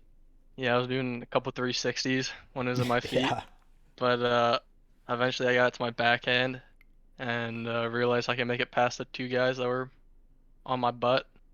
So I just scooped it through. I don't remember what I did after that, but yeah, I was just doing anything I could to keep possession of the puck. I guess a good follow up for you is how much of this is sort of second nature. I mean, I'm assuming you don't really have the opportunity to kind of think about these things while you're going through them. You just kind of make the play that seems natural at the time. Is that right? Yeah, right. I'm just trying to. Well, there I kind of was trying to keep it away from them, so it wasn't a bad. But it ended up bouncing nice in my favor to my backhand, which I guess it was second nature at that point. Yeah. Earlier in the game, you had a breakaway. Do you remember anything about the breakaway, or was it just a blur? Uh, when Bert saved it, is that what you're talking about? I think so. I just don't remember Yes. exactly how it went. Yes. Bert slammed you Uh, on it. yeah, I got a bit too close to Bert, and he does watch low pretty much every single time, and stupid me went low. So Just funny yeah, because Otto was just telling us after last game that going low is the play most not of the against Bird. time. Ironically, he also said you never miss when you shoot low, and then he missed one Right. shooting low last game He wide did. left. So, Yeah. but all right. So we'll let you get back to your team so we can get back into it for Game 6. But final question for you: what's the best way to have leftover pizza? Room temperature. Room temperature. Do you Yeah. just like let it sit out until it gets to room temperature, or do you heat it up Well, until it's room temperature and then okay. eat it Well, there? if you're having the pizza, I'm saying like the maybe. day after. Oh, the day after. Yeah. I think so. You had it in the fridge already, Yeah, is what you're yes. saying. Yes, it's been in the fridge. Yeah, in the stove. I can't eat it straight out the fridge. Yeah, It's too I cold. can't either. I'm with you on that one. So Yeah. stove. That's how you do Yeah. it? Okay. Yeah. Respect. Or oven. Sorry, not stove. I knew Oven. what you meant. Yeah, Yeah. I made the Yeah. same mistake, but Yeah. all right. Awesome. Well, Definitely. thank you very much for chatting with us. Best of luck for the rest of this series and see if you can close this one out. Yeah. Hopefully. Yeah. All right. So, heading into a pivotal game 6, which is what we called this would be a 6-game series. So, looks like we are trending in that direction. I've already lost because I said 6 games, Team Canada to win. So that is true. Well, you lost 6 games, but you may not have lost Team Canada to win, right? So, there's yeah, still potential. yeah. I just didn't have faith in Guy, to be honest. It was the guy specifically that I was like, no thanks. Damn. Called But out in particular, but all right, we should be getting underway. Looks like the warm-up time is resumed. So game 6.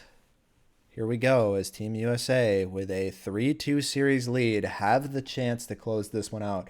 And I know this is a point of debate in pretty much anything that has best of series, but do you think there's more pressure on the team that's about to be eliminated or the team that's about to close out the series? I think closing out, honestly, I wouldn't normally say that, but I just think in a situation like this where you get the lead, you kind of breathe a sigh of relief. No one's won a game in a row in this series so far. It's been back, forth. Each team taking a win. Will that continue here? I think so. Yeah, I mean, we've seen it the whole time. US winning every odd numbered game and Canada winning every even numbered game, which would lead you to believe that Canada's going to come out strong in this one if history is any indication. And a good opportunity here at the start with a potential chance for Otto to score. Yeah, that was a nice little cut in, and they get a ripper, but I think that was going post. It was also saved, but now here, tipped over, get the quality wrist shot off, and then there's the back door. A chance to swipe at it, but it's just bouncing so funky that it's difficult to settle that one down and punch it into the net. Here's Tony, reverses to KP. KP's going to try and come off the wall. He punches it up to Otto. Otto carrying, potential 2-on-1 here, but Otto just loses it in his feet. Tough break there, and they just try and do a little bit too much with it.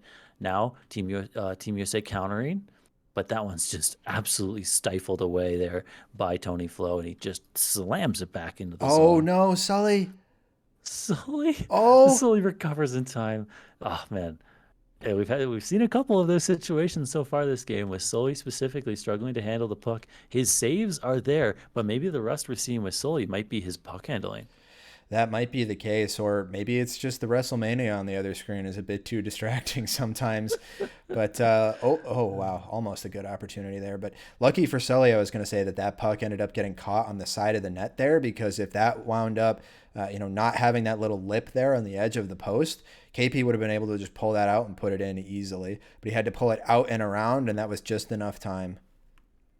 Yeah, and exactly, he needed to pull it out and in. But there's, oh my gosh, an amazing play. Point down to the back door and just gets stuffed on the save. Incredible save by Bert to just track that and make the stop.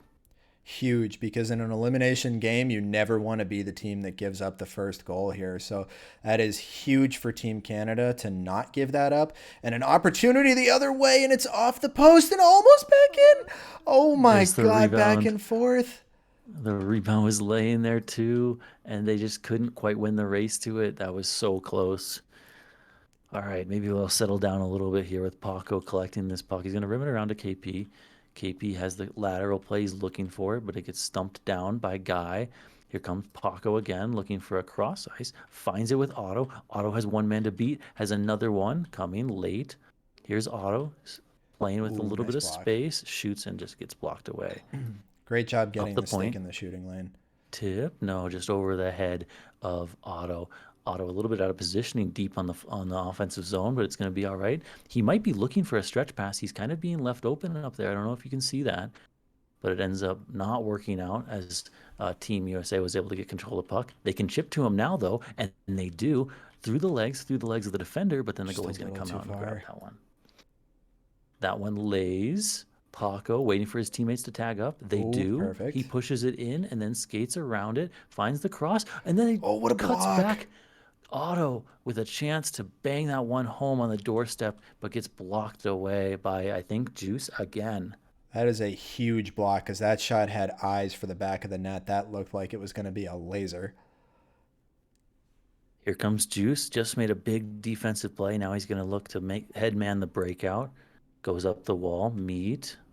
Working in very tight phone booth, but he ends up getting, just swatted away.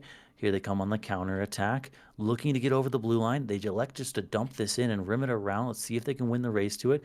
Juice, sure-handed, fires that one up the strong side. Here comes the cutback. Guy working, finds the chip pass, connects on it, cuts to the wow. backhand. Here comes. Oh, what a my gosh, save! What a save! Hey, Meadsell Bert. had a glorious chance. He's got another, but that one then is poked away by Paco. Just finding that in his feet as it comes through, he swings and clears that.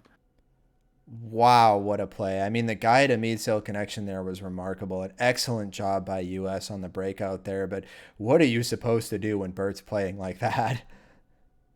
Yeah, I mean, but honestly, just the beauty of those passing plays to connect on them and some really nice opportunities. Have to imagine we'll see some more of that, but it's just which one of these teams, defenses and goaltenders are going to break first? Which one of the offenses are going to break through and connect on their play finally? Or is it going to Just a be a little too mistake far. quite like this one that could have been a clear-cut breakaway? Hey, Bert charging out of the net for this. And here comes Otto. Otto with a clear cut 2-on-1. A little bit of a back check, slides it Oh, he across, let but him. too far. Too far for Kilpestle. Kilpestle goes Oh, across. it's going to Otto. make it Otto through wide open, and he anyway bangs with it no with 0 seconds seconds left. left. Oh my goodness. 0.8 seconds left for anyone who was curious on that. Oh, wow, what a play. And KP able to somehow force that through the defenseman's stick. I don't know how that happened.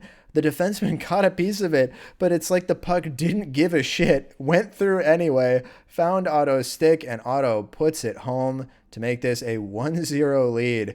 After, I mean, I don't know, that play from Guy to Meadsell, I thought we was about to be 1-0 USA, and less than 30 seconds later, it's 1-0 Canada going into period number 2. Yeah, I'm not sure if just the controller disconnected on some of Team USA's back checkers or what happened because they left Otto wide open in the slot. That's something you just can't do. But here they're going to try and make up for it with Team USA countering, working.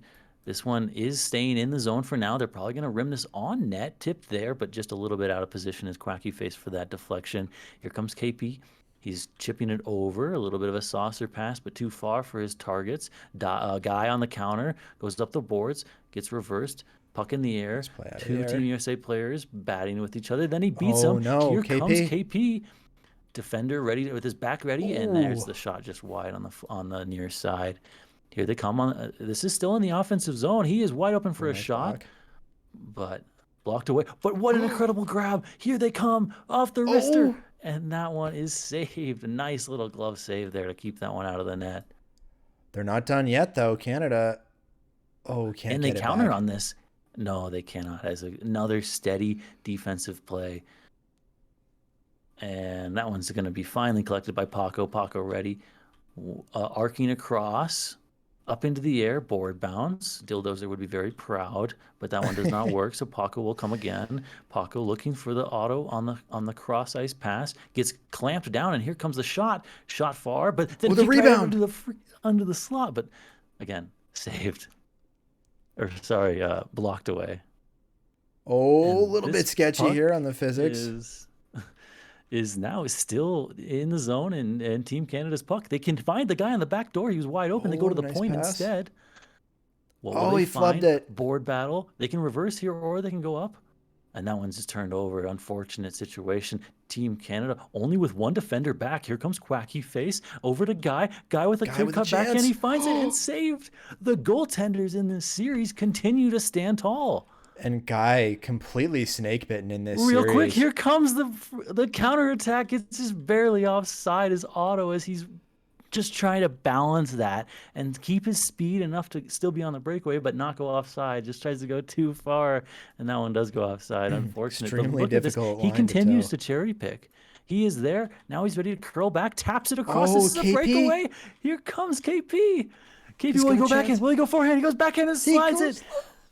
That is the patented auto move. Watch him. So he'll go over, make the goaltender back up, and then he slides it on the backhand underneath the essentially the left foot of the goalie. It is incredibly hard to stop, and that one works for him.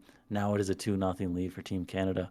You got to feel for Sully there. There's just not much he can do. I mean, that is the perfect opportunity for KP. Great pass by Otto to get it over to him. And KP, in probably the best situation you could be as a forward, skating straight down the middle of the ice towards the goalie. So you're not getting cut down by the angle on one side or the other. You can go backhand, forehand, low, high. It's all up to you. KP used that to his advantage flawlessly, and it's a 2-0 lead for Canada. Here's Team Canada again working in the offensive zone. Let's see what they decide to do off the wall here. Pushing it across. Late trailer, backhand over the net. Great connection on that little cutback as the forward climbs the wall, finds his defenseman coming late, but again, just can't quite hit on the shot to make it a 3-0 game, which really would have made this a really insurmountable lead. But here they are again. They just continue to pour it on wave after wave as Team Canada coming. Finally, Team USA gets a hold of this puck. They're going to rim it around. Meet Sale, tough puck to control, but he does just that. Now he's ready to make a play. Reverses around the forechecker. This is Paco, the defenseman, coming in, but that's okay. We talked about them wanting to play positionless hockey coming in, and that's exactly what they're doing right now. Finding the across. He's got space. He's got speed. This is Meatsale. Drops it back. Drops it back again. Will this stay on the it's line? still Just in. barely in. Tapping. In front. Tipping. And Oh, it is he in. own goals it. Kuwaki with 2 whacks at it, and the goaltender puts it into his own net. And a lot of people will, put that as a negative against Team Canada. And it is unfortunate that they weren't able to corral that. But you do have to give all the credit there to Quacky for putting it in that situation. I mean, Quacky put a lot of pressure on there and 1 inch the other way, and that shot was going in anyway. A little bit of a clear-cut chance. Couldn't get a shot off. Clear-cut backhand, and that one goes in too. Just a turnover high in the offensive zone for Team USA. Canada goes the other way, and they immediately answer back with a goal of their own. And Otto wastes no time off the faceoff from that goal, giving his team back the 2-goal lead. Huge play there. I mean, that's what we talk about. You can't, any single inch he will take, and he will take it to the house. And that's exactly what he did. I mean, you turn it over high in the zone. A lot of times you won't get punished for that, but that time around he does. Team USA coming again. Here comes Guy spinning around, looking for it. But there he is. Tony Flo, I believe, getting his stick on that one. Very difficult to do. And, I got to give credit to Otto where credit is due. I've criticized Team Canada for their backhands for most of this series because they've been definitely under par, a little underwhelming. But that was a beautiful backhand shot there from Otto. And if Canada's got the backhand shots figured out now, which seems to be where Team US seems to be forcing them on every single defensive play, they're in a good position. Yeah, and you have to imagine Sully wants that one back. Not normally beaten from that spot on a backhand, but just that little flipper that goes into the far side corner for Otto. It's very difficult to handle. So here we go again. Team USA finds themselves down by 2 goals. Need to dig out of this hole or try and win it in Game 7. So that's their decision here. And we've seen them come back in the past. Sometimes it's hard to dig yourself out of a deficit. But Team USA has found ways. They're doing it, carrying up the ice, looking for it. They're probably going to drop this. There they connect on it. He has a chance to skate in and take the shot. Connects for the back instead and finds it. Absolutely amazing sequence of passes to connect. Look at this sequence. Guy loops around, comes back in again. And then finds the downhill one-timer. Incredible, incredible timing on that. Another incredible sequence there by Meatzel too. Meatzel in a perfect position for the drop pass. I think it was used to drop pass it to him or Quacky. I couldn't tell who it was, but Yep. phenomenal drop pass. Phenomenal job by Meatzel to be in the right position and then also to recognize that it was better to take the pass there than to try to shoot through the lane where there were a bunch of sticks blocking and get it over to Guy, who had a perfect opportunity to one time at home. And Guy gets that monkey off his back.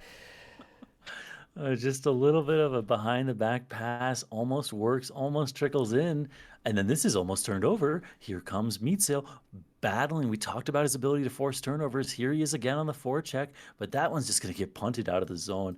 Here comes Juice to collect. I mean, Meatsail is just wreaking havoc right now, working, trying to cut this lead and tie the game up. Here he's going to come back for a puck, hoping it comes down in time. It does. He ends up just laying it up, and then Team Canada is going to throw that one in because they had players still in the offensive zone needing to tag up. Juice collecting behind the net. Where will he scan to? He goes glassing out, just a little bit of dump out, hoping it lands on Quacky Face's stick. It does not.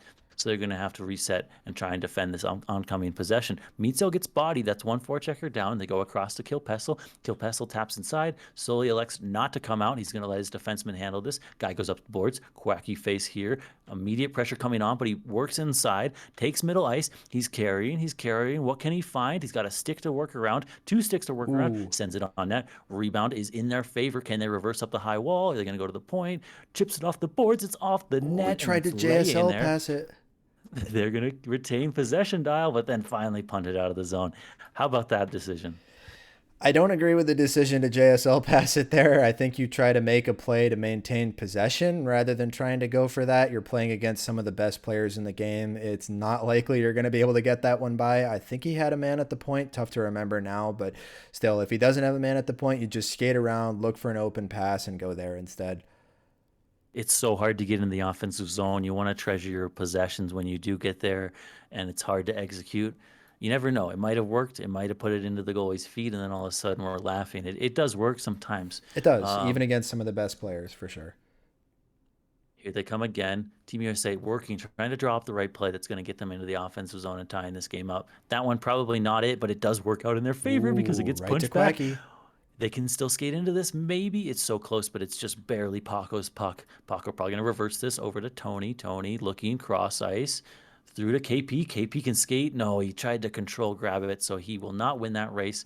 Instead, it's Juice's puck. Juice carrying. He's got a forechecker draped over his back. He's going to slip it to the middle. Guy needed to probably turn in and grab that, but he wanted to go down ice instead. Team Canada punches into the zone. Rimmed around almost on net. Can Could have get been there? dangerous. He can't. Now we're just eating clock here. Here comes Otto, happy to hold onto this puck as long as he can. Otto shoots it, Huge gets blocked, block. but it's still his Huge puck. Or is block. it? They didn't know who was going to take it. They still now are in danger. Shot It's over, on, it's but over. over the net. Here comes Guy. He's got the high reverse and Quacky. He rims around instead. Meatzel's wide open. He can find Quacky on the far side. Goes through both of them. Neither player available for that pass. Just a little bit off. 1 or 2 more opportunities here, Dial, before this one's a nail in the coffin. Yeah, 1 minute left, and with how difficult it is to find these offensive opportunities, they're really going to have to make the most of this, and they seem to be doing that now as Quacky's maintained possession of it. These defensemen are sweating, just working. This one is onside somehow, controlling this puck. Reversed drop. over. They can come downhill. They beat 2. They beat. Oh, it's over. Oh, right over the net.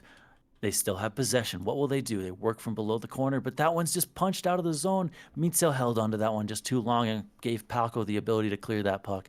Sully renowned for his ability to long shot pucks onto the net, but that one just too far for the pass or the shot. Tony's going to collect this. They need to force this out of the zone as quickly as possible to give themselves opportunities to counter. Punched out of the zone. Sully's ready. Sully might just shoot. It might be the best opportunity for his team. He does just that. Puck's wide. Race for it. Goalie's out of the net. They punch it towards the net. It's trickling through. Saved with a body in the net. Could have been goalie interference, but that is it. Team Canada takes this one, forces us to a game 7.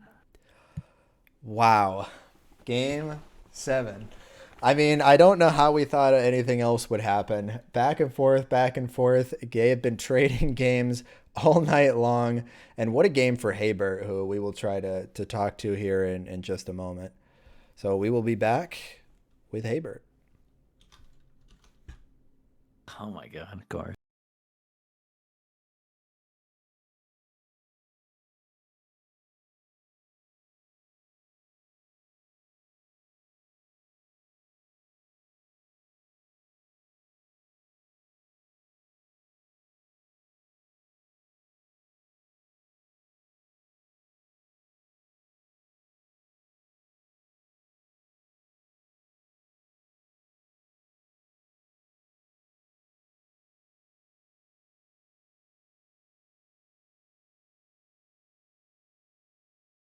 Maybe you should hold it because you're playing pretty good. All right. Yeah, that's good. Yeah. Yeah, maybe you should hold it. All right, we are here with Hey Bert. Bert, I gotta say, man, I know you didn't score any of the goals, but I feel like that game was on you. You made some insane plays that game to keep your team in it, keep that game close, and allow your team to get the lead to bring that home to a Game 7. How you feeling after that one? You know, I'm feeling relieved. I'm feeling relieved we can play another game because before the game, we made a promise. Otto made a promise to us that we would be going to Game 7. Okay, and I took that to heart, and I played, saved, and now we're going to Game 7. From one goalie to another, Delph, how you feeling about Haybert's performance so far tonight? You know, it's hard. Like anytime you give up a goal in overtime, it's hard to bounce back from it. But the way once you do, it's a downhill momentum. Just in my experience, once you get that confidence back, never may have lost it in the first place, but the second you start playing extremely well and you know you were the difference maker, it's just so much fun, exciting to go into the next game. You know you're going to be lights out, and just ready to get back at it. It's two really really good goaltenders going at it right here, and yeah, I don't know. It's hard to parlay that into a question, but full props to Haybert here. Like this is a really tough sequence of dangerous chances coming down his slot every chance basically. All right, second to last question for you before I ask the most important one. Who's the best goalie in the game right now, and why is it you? Well, I mean, I do think I'm the best goalie. So we just played a tournament. You know who won it, right? That's all I'm saying. Go ahead, tell us. Tell the. Well, it was my team. So I think it's me. One of the questions I had going into this, just because I didn't know too much about it, I was kind of like, what does this game mean to the players? How important is it? Is this a friendly match? Is this a show match? Like, how are you feeling? Can you just shed some light on that? What does this game mean to you, and what does this Game 7 outcome mean to you? Well, we took it that we really want to win this, right? We're really passionate over here in Canada. So that's kind of the number one thing. We've been ready for this. We've been hyped. So yeah, I'm hoping. I don't care right now about the outcome. It's been a good series. But we're gonna win. So happy with the way your team has played. I'd love to hear it. All right, before we send you back, it's the best way to have leftover pizza. Dude, you know what? Leftover pizza. You get some nice Renee's Caesar sauce. All right, you heat it up in the microwave on high. The sauce or the pizza? The pizza. You get the sauce on the side. Right, you heat it up on high. I don't know how to use a microwave other than like the settings on high, so everything I heat up is on high. No putting back in the oven, that takes too long, and then you just go to town. Okay, so you're a microwave guy and not a cold pizza. No cold pizza, no oven, just microwave on high power. All right, sounds Beautiful. good. All right, go rip that piss and get after him. Yep. Thank or don't actually, maybe don't. Maybe. You superstitious? He's gone already. We'll see. But all right, pivotal Game 7 with it all on the line here. Ladies and gentlemen, as we get back into it, I think we do need 1 minute for the teams for a quick bio break for them. But, oh, man, well, we were both wrong on 6 games. But one of us is now, I guess we've always been guaranteed that one of us would be right on which team we were favoring. But I don't know. You sticking to your Team Canada prediction? You think they're going to break the trend of alternating games here? I think just the experience comes through here, and you got a guy who's been in this situation quite a number of times. You can hear just the way that they're talking about it. They've been planning to go to Game 7 this whole time. They knew it was going to be here. Now they're ready for that challenge.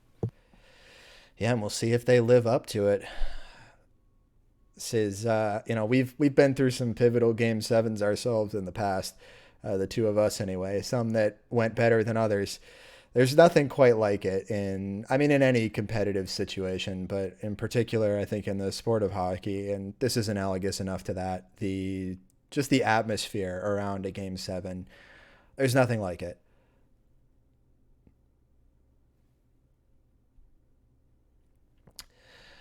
All right, well, it looks like Canada still needs another minute or two while they get settled down, so we may see a quick break here. All right, I'm going to flip it to... Oh, are they ready? Okay, maybe not. Maybe we won't flip it to a quick break. All right, we're sticking with it because they're all on the ice and they're on position. We haven't quite started yet, but should be underway in just a moment. Apologies, the screen is going to go black here for a second on you. So we have Dalf also taking a quick bio break.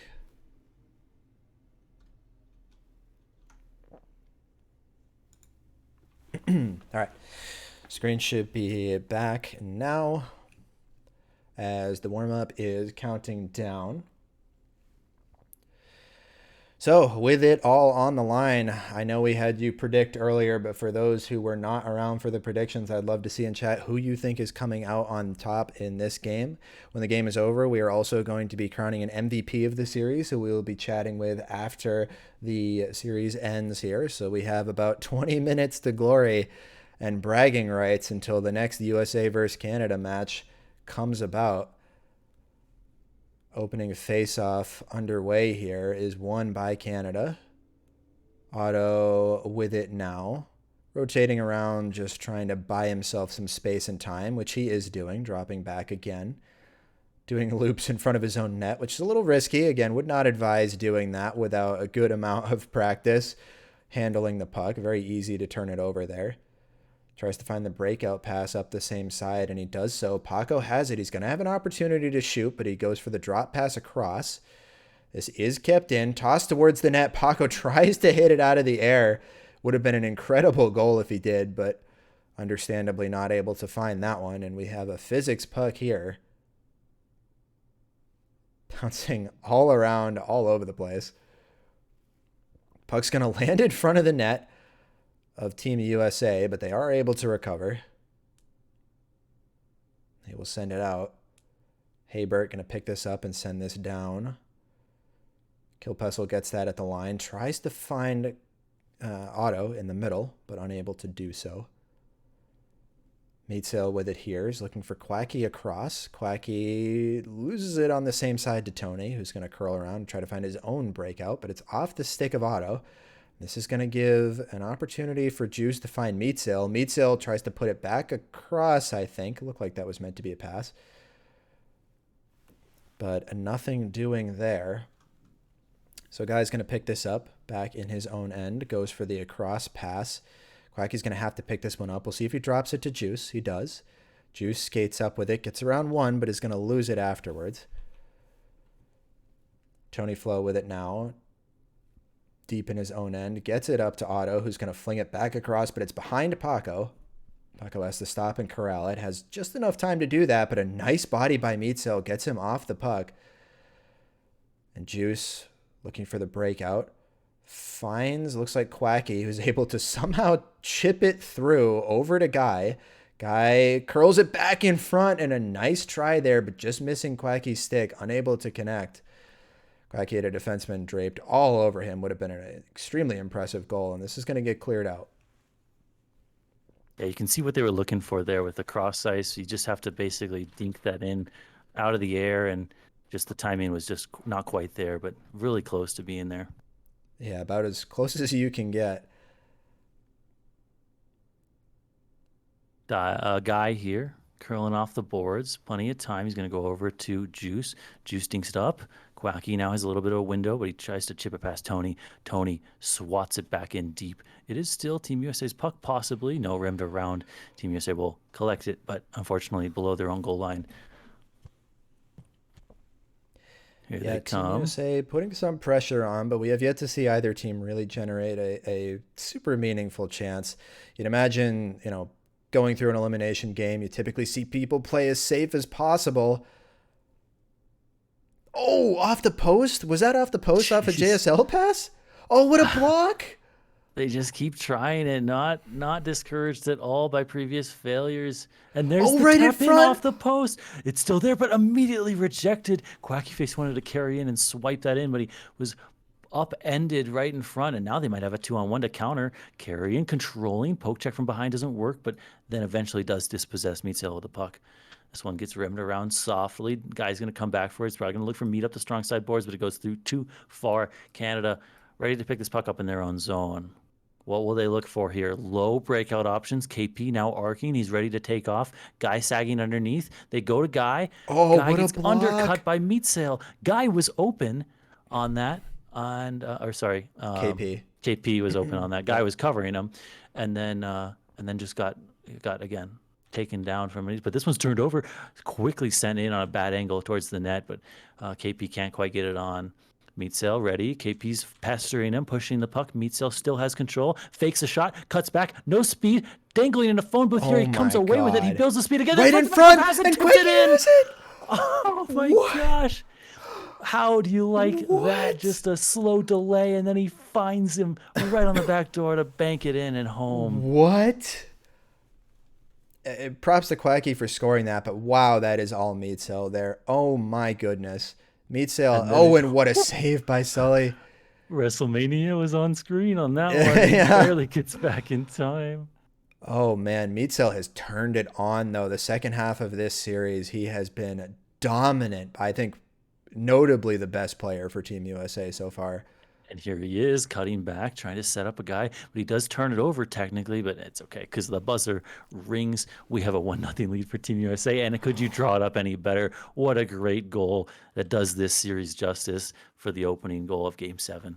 A great goal, and let's not forget that great opportunity for Team Canada there right afterwards to immediately take away any momentum that the U.S. team had built. So weren't able to score on that, but it's good to see them getting those opportunities right out the gate there. Face-off play, reverse, gets the one-on-one, but too far. Barely. Too far for both. Quacky Face may win this race into the corner. He probably won't shoot, does poke it in, reaches it for himself. Juice at the point, trickling, and it's just too far. Maybe they can counter now, but it is a tight back check. They're dangling, fighting with this guy, with this defender who's skating right with him, presenting his back, and he does win that. Juice now happy to collect this puck and make a play. Juice waiting out the forechecker, is able to get his back turned. That's crucial. Then he finds the pass, but is too far over his head. Now it's Team Canada's turn. What will Tony find? Tony rims it around. He's going to elect to give this to Paco. Paco finding the cross ice again. Touch. How is this going to bounce? Is it going to bounce for KP? It does. 2-on-1. Guy can't quite reach it. Up over. Oh, and he's got it. Backdoor pass after backdoor pass ties this game 1-1. Nice play, and just chips it right over. It's so hard to get that. You're moving right to left. The shot then comes back to which you came. Hard to get back in time for Sully, and this one is a 1-1 game.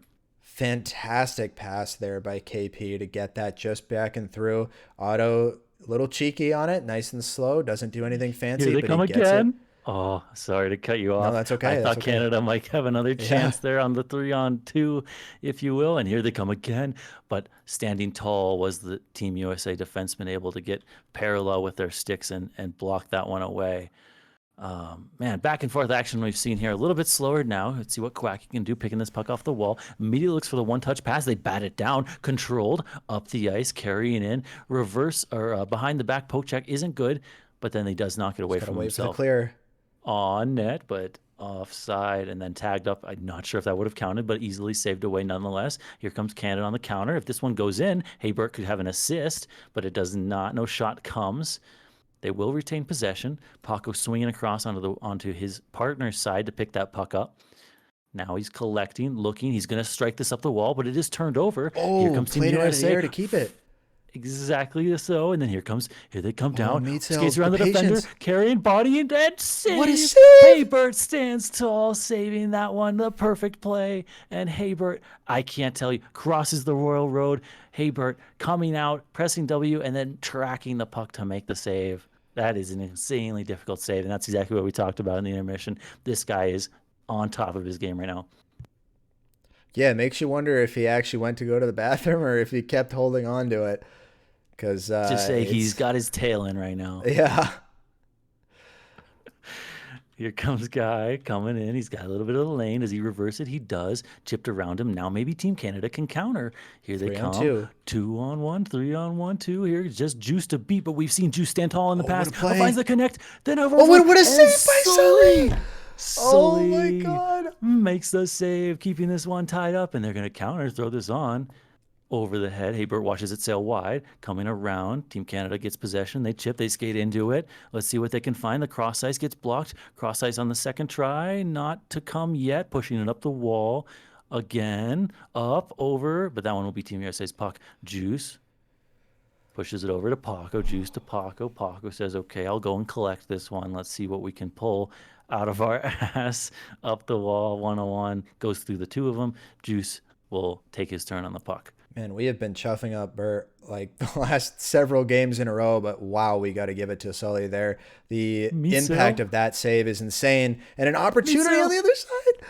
And he walks around the D and takes that one off the post. He had a great look at the goaltender, and the goalie stands tall. He didn't make the save, but he did force it wide, depending on what kind of goalie coaches you talk to. Here comes Team Canada. Paco, how many times have we seen him headmanning the breakout? Gets it up to Otto. It's there. Otto plays it back to his forward partner. Not there for him. Meetsill. Through too far for Quacky, and that one will go back. Will this be the end of the second period? Can Team Canada make anything happen in this limited time? They chip it up the wall. Interesting little direction. Nice. Puck's laying there, 50-50. It can go either way here. Team USA might get an opportunity instead. No, is it Team Canada? Team Canada gets it through, but blocked away by Team USA. The back and forth and the neutral zone play is just so good from both teams. It's gamblish hockey. The second that puck is up in the air, it gets blocked one way. You might get it 3-on-2 the other, or do you just put it deep? And that's what we've basically gone back and forth. And you take the calculated risk. But this is a beautiful pass, but can't stay on the tip of Guy's stick. Now it's Team Canada, but too far for them. Juice, one last try with this puck. 10 seconds to make something happen. He finds his man, but it's just a little bit over his stick. Really nice are we try. surprised? No. Are we surprised that it's going into the third period tied 1-1 with identical goals? Could these teams be any more matched right now? No, I mean this is, oh man. It feels kind of brutal to just call it after 7 in a way, because it feels like they just keep trading games, you know? We might see a golden goal here. It depends on how this third period shakes out. But everything has been chalked up to and more. And it's really great. You see these guys going head to head against their friends, one-on-one against guys that talk to each other every day and play with each other all the time. Tapped across. Can Juice skate into this? He can. He's going to win that race. Chips around, but crucial body Great body block by Tony Flo. Line that up. You don't know if you're going to get the puck, the stick, puck on your stick, but as long as you get the body, it doesn't matter. Here they come again. Team USA puts it up the middle. He's got 3 men on him. How does Quacky get that? It's crazy, right? He's surrounded by red jerseys, and he just chips it to the wall, exactly what his team needs. And now they're keeping this alive. Unfortunately, they didn't have anyone on that weak side, so it's actually going to be Team Canada. Paco can get a shot off here. It's a little flubber, but it ends up being saved. Crucial. Sully gets a little bit of swagger afterwards. Waddles his stick, proud of that one, because it is a difficult save to make. Yeah, when that puck is tumbling like that, you're always a little bit suspect of where that's going to go. And if you touch it, it might just, redirect off your stick down and in. They come on the wrap. Wrap could be there. Job. Just barely Burt getting across with his heel of his tape. Even sometimes you get there, it can still go in, and he stands tall, thick with the stick, if you will, and making sure that one cannot go in. I mean, you really want defensive help there, honestly, because a lot of the times it can physic through your stick. 3 guys around him. He's going to tap to a teammate. No, he keeps it there. Oh, we got it back. Blocked, but he hammers it home on the second We got to watch this replay. Meetsill, unreal. It's blocked, and he gets it back out of the air anyway and tips it in. Oh, my God. Meetsill, will you not animal. Be denied. He forces that in. Block. It doesn't matter how good you defend him. The puck's still laying there. He will punch it home. Here comes Team Canada. They know they need to counter. Otto will be the man, if anyone, to tie this game up. They cannot make it happen on that possession. Juice, just as he has all series, continuing to be a thorn in the side of Otto, making sure nothing gets through. Every single one-on-one has gone his way. Yeah, and we're down under 3 minutes to go. The pressure is mounting. Canada facing just a 1-goal deficit, but nonetheless still a goal that they have to have in order to keep this game going. There, it's actually going to be a loose puck for Otto. Can he win it? No, too far. Quacky Face throws it back into his zone. He knows that's a safe spot for him. Here comes Guy punching it up the wall. Behind the backhand pass on net. This is a little bit scary, but it's okay. Sully stands perfectly fine on the face of that one. Guy carrying behind the net, curling, reverses it over to Meatsail. Meatsail forward, coming deep back into his defensive zone. Kawaki face a little bit late on the rotation, cannot connect on that pass. You see how all the positions spin. Kawaki face started on the right wing, now he's finishing on the left wing, but does not work out for them this time. Here comes Team Canada. Looking, find the east-west pass over, Oh, what a move by Otto.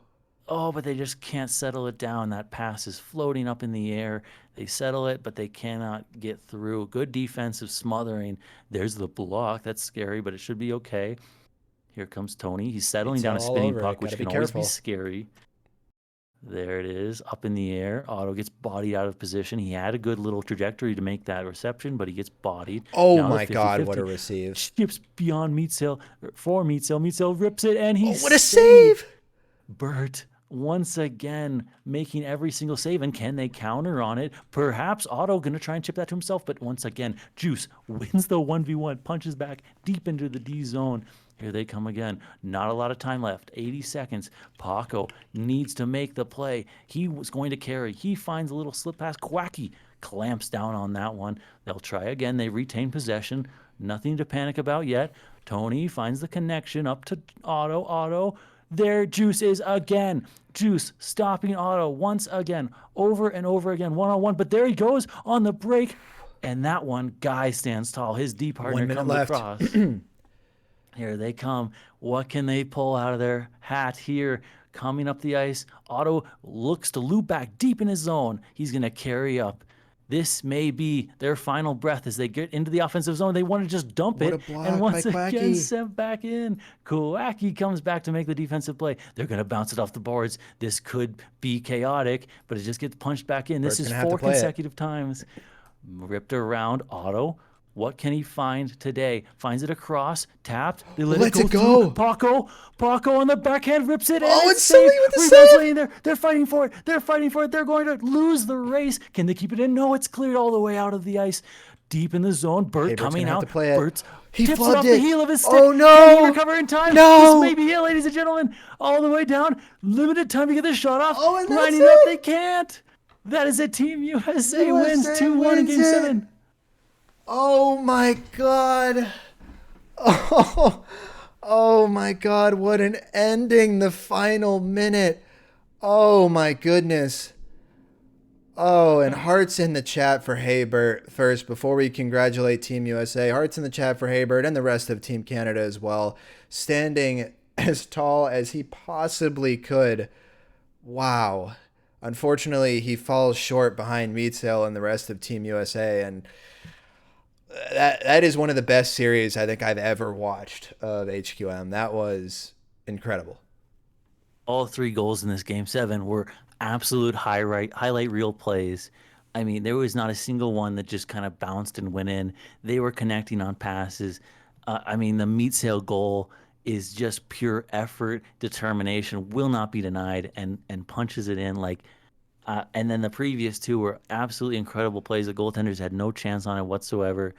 Oh man, that was, like you said, an absolutely phenomenal series, and really good hockey to watch. Amazing. And we will be right back to crown an MVP with an interview with them as well.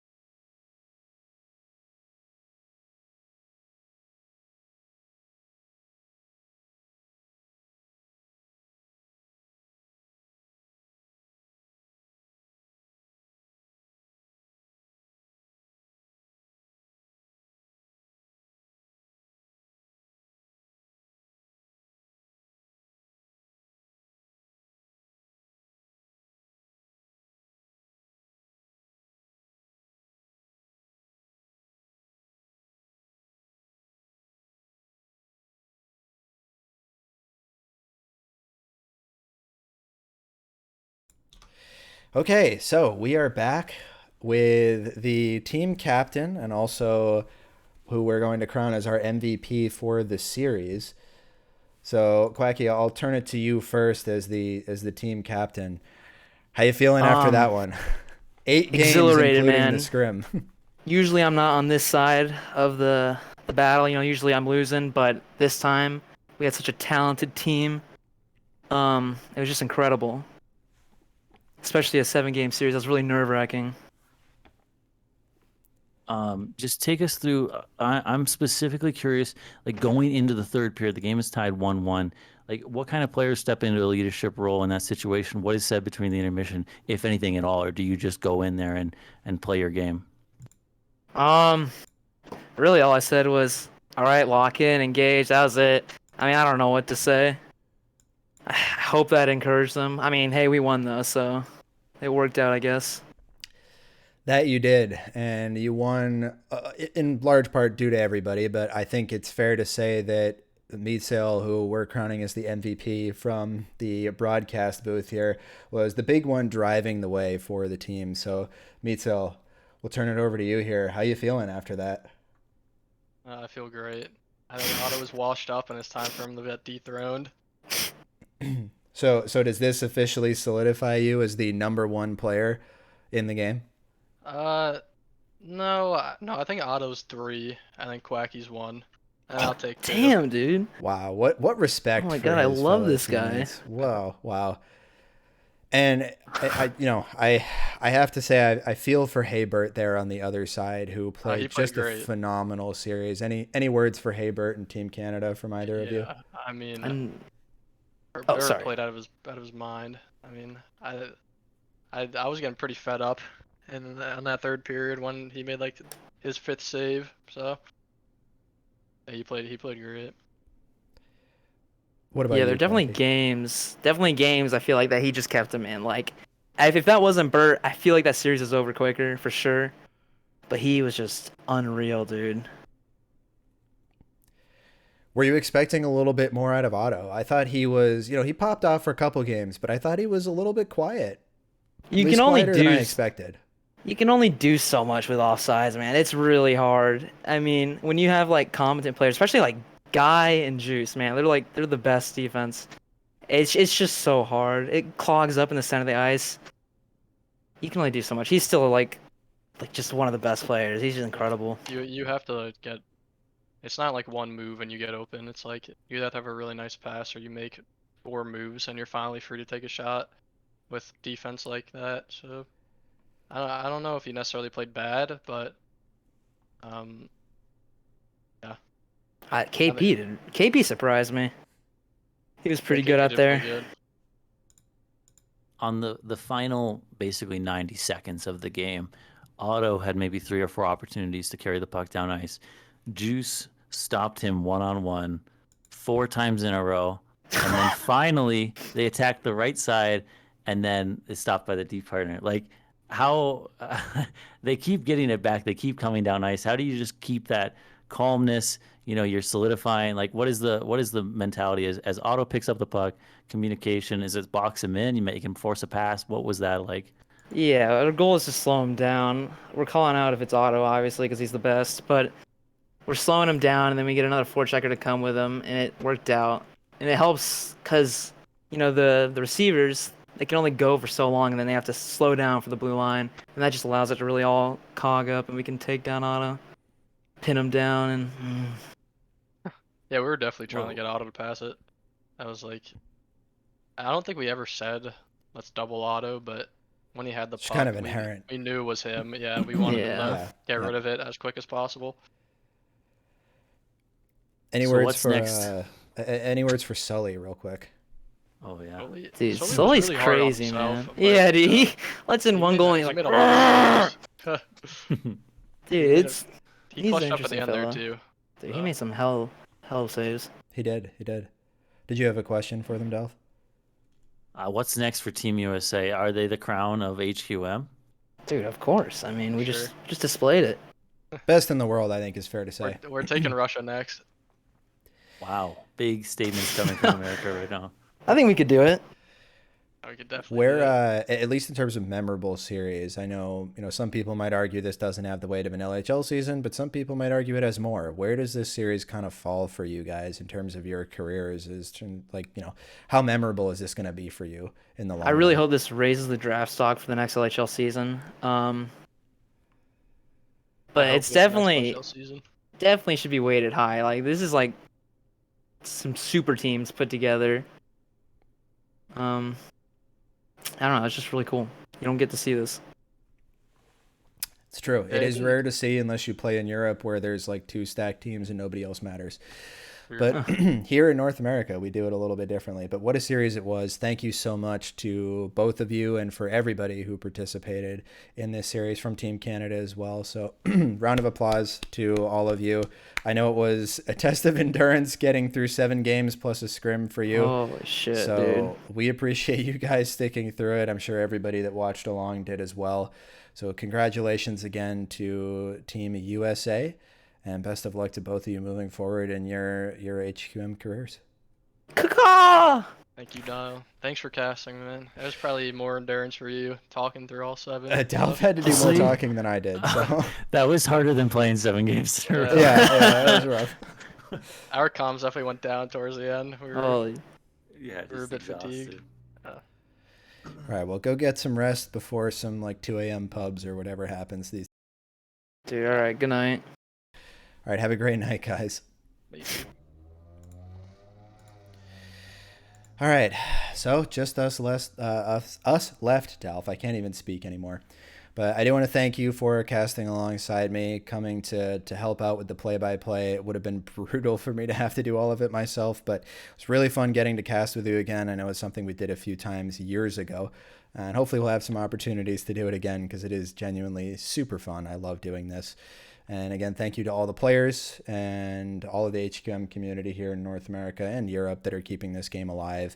And thank you as well to Cryptic C again, who I mentioned earlier. You can find him at Cryptic C on Twitter and crypticc.com online. He has a new game that's coming out soon. You should check it out. Give him some support. Throw him some love.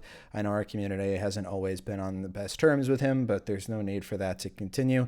We can sort of exist separately at this point in time. So props to him. Thank you to everybody. And Delph, any final words before we close it out for the night? I just say the players showed up and put on a really professional and exceptional gameplay to show on display, and I hope that we kind of matched that with a bit of a professional cast here and tried to make it watchable again. Hopefully, all these guys can watch. Maybe they won't watch all 7 games, but watch the end. And it was a good show. So I enjoyed doing this. Thanks for having me on. Thanks for doing all the work, Dal. Yeah, thank you. And we will have the video up on YouTube. I'll post that in the HQM Discord when that's good to go. But for now, thank you again, everybody. I hope you all have a great night, a great week, and a great 2023. Peace.